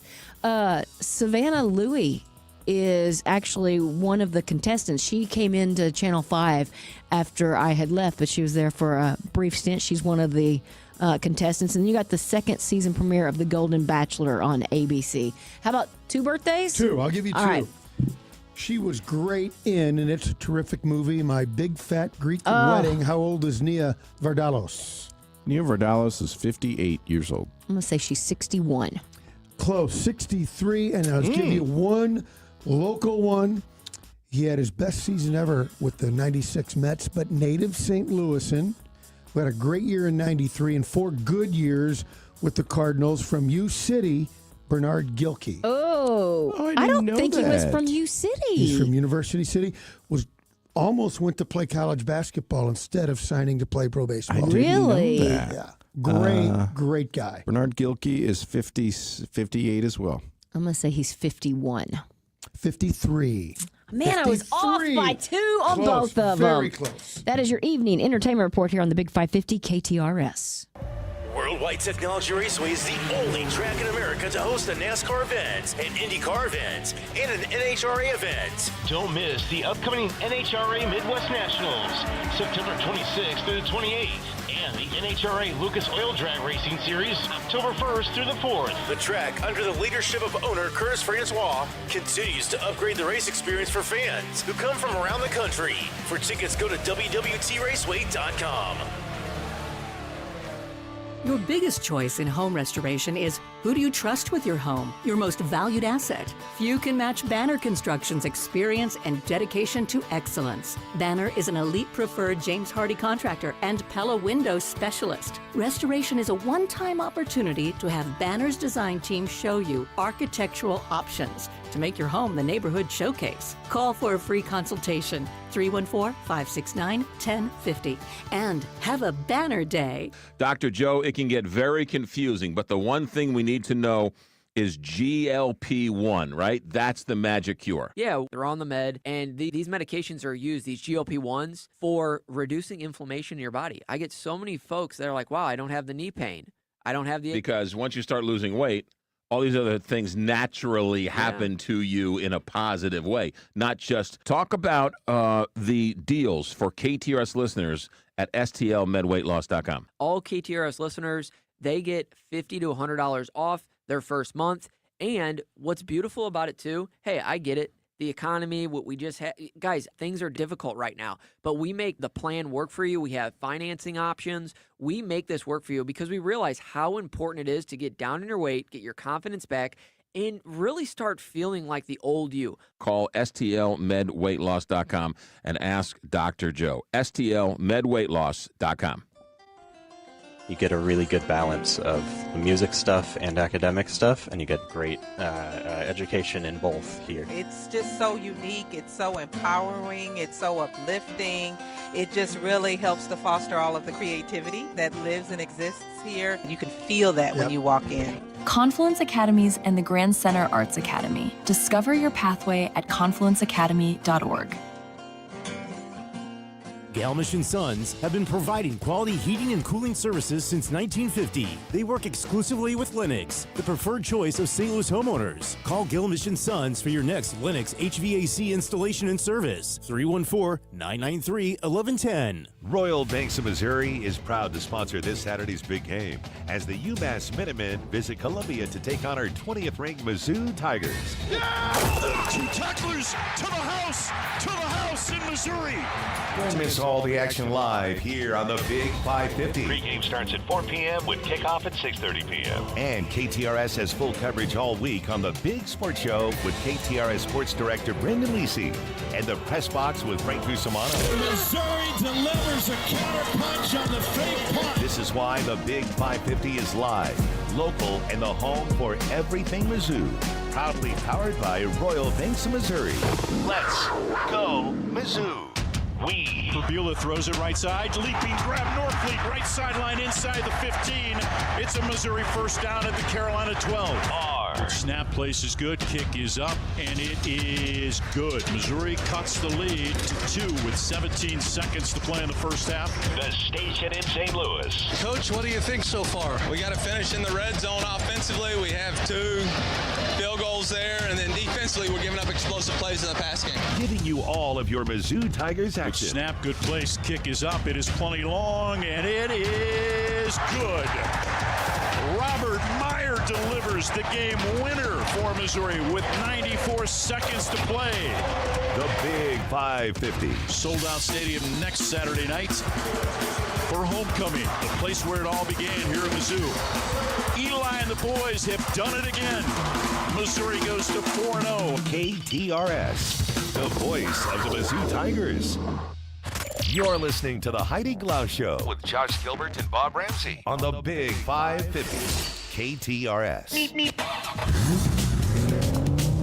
8 minutes before 6. Let's get one final check of traffic from Captain Paul.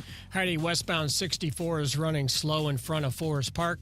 Eastbound 64 is busy from the 6470 interchange to Highway N, and southbound 170 bogs down at Forest Park Parkway. This traffic report is brought to you by Neighbors Credit Union. Check out the Neighbors Credit Union Debit All Day account, a checklist checking account featuring a Neighbors Visa debit card, the convenience of online and mobile banking, and access to your direct deposits up to 2 days early.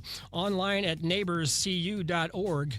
Federally insured by NCUA. Membership eligibility required. From the KTRS Traffic Center, I'm Captain Paul Kopsky on the Big 550 KTRS. I'm Farmer Dave, and here's my good friend and owner of MasterCars Inc., Alex Rosenberger, with today's hot MasterCars Inc. deals. Hey, thanks, Farmer Dave. This is our favorite motoring season. Great top-down weather or getting the bike out. The temps are perfect. Of course, we can fix you up with one if you're in need. Attractive financing options available with no payments until 2026. Keep that in mind. Now, if you have one and don't need it, we can help there too. We're always looking for super clean, low-mile, pristine Corvettes, muscle cars, classic cars, luxury cars, you name it. Motorcycles too, especially Ducatis and Harleys. We'll even buy entire collections. Hop on our site, submit what you've got, and we'll get you an offer. Easy as that. So rev that motor and point your car in the direction of MasterCars Inc. and buy or sell today. 4100 Namioki Road in Granite City, or visit MasterCarsInc.com to get more details. That's MasterCarsInc.com. Hi, it's Jill Farmer, and I'm here with Jeff Zufall, Senior Tax Strategist and Wealth Advisor at Capital Advisory Group and author of the #1 best-selling book on new tax law, Keep What's Yours. September means the end of summer. Kids are back in school. Businesses are gearing up for the holiday season ahead. But Jeff, isn't September a good time to celebrate the contributions of our employees to the success of our businesses? That's right. Since 1976, thousands of businesses have relied upon the tax strategies provided by Capital Advisory Group to help them create benefits that attract great employees, reduce their future tax liability, and end overpaying their federal and state income taxes. If you are thinking about selling your business or perhaps planning retirement, then let us help you implement tax strategies that could reduce taxes on your savings and maximize your Social Security benefits. Give Capital Advisory Group a call, 636-394-5524. Online at capitaladvisorygrp.com. Over 7,500 acres, 100-plus lakes, on-site eateries, a championship golf course, nature trails, event space, and so much more. Of course, I'm talking about Innsbrook, just 45 minutes west of St. Louis, a perfect place for families to unplug. Whether it's A-frames or cottages or condos or villas or custom homes. In fact, Innsbrook is having a fall home tour going on right now, Saturday, October 18th from 12 to 4. To find out more at Innsbrook-resort.com. That's Innsbrook-resort.com. All right, let's wrap this Wednesday up with a couple randoms. The Titanic song, My Heart Will Go On, almost didn't happen because director James Cameron didn't like it, and neither did Celine Dion. Who wrote it? I did hear that. They both went ahead with it anyway and later changed their minds. Years later, Celine said, I'm glad I sang the song. I'm so happy that my people don't listen to everything I say. One of the people who encouraged her to do it was her late husband, Renee. Yeah. Good decision. Great decision. That song made the movie. Yeah, it did. And I think it kind of helped make her go next level. I do too. She had a great career, Mhm. but I think it went next level after that. Yeah. Yeah, very She became a household name. Oh, yeah. There was an episode of Scrubs where Zach Braff and Sarah Chalke's characters went bungee jumping, and they had stunt doubles do the jump for them. Their stunt doubles met on the set that day and wound up getting married. How sweet. Which is really cool, but they ended up getting divorced. Oh. Ultimately. Well. But hey, at least it was fun while it lasted. Their marriage took a lot of hits. Yeah. Come on. Pretty good. That's Thank good. you. Okay. That does it for us. Thanks for hanging out with us on this Wednesday afternoon. We really appreciate it. You are a part of this show. I hope you'll meet us right back here starting at 3 o'clock. And until then, see if you can put a smile on somebody's face.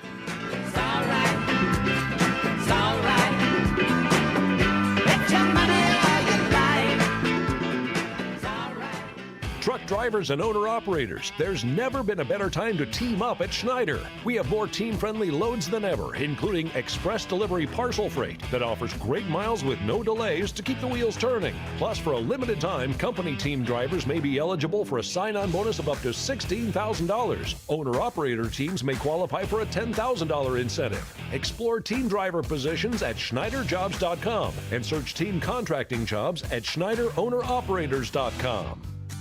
Tired of ads interrupting your favorite news podcast? Good news. Ad-free listening on Amazon Music is included with your Prime membership.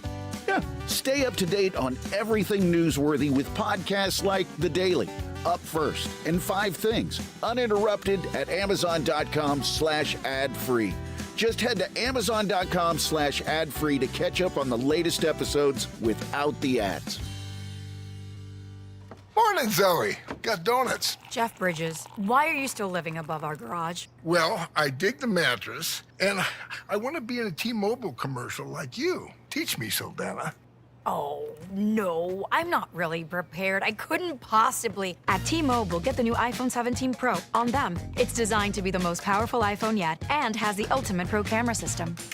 Wow, impressive. Let me try. T-Mobile is the best place to get iPhone 17 Pro because they've got the best network. Nice, Jeffrey. You heard them. T-Mobile is the best place to get the new iPhone 17 Pro on us with eligible trade-in in any condition. So, what are we having for lunch? Dude, my work here is done. The 24 monthly bill credits on experience beyond for well-qualified customers plus tax and $35 device connection charge. Credits ended, balance due if you pay off earlier. Cancel. Finance agreement iPhone 17 Pro, 256 gigs, $1,099.99 and new line minimum $100 plus a month plan with auto pay plus taxes and fees required. Best mobile network in the U.S. based on analysis by Ookla Speed.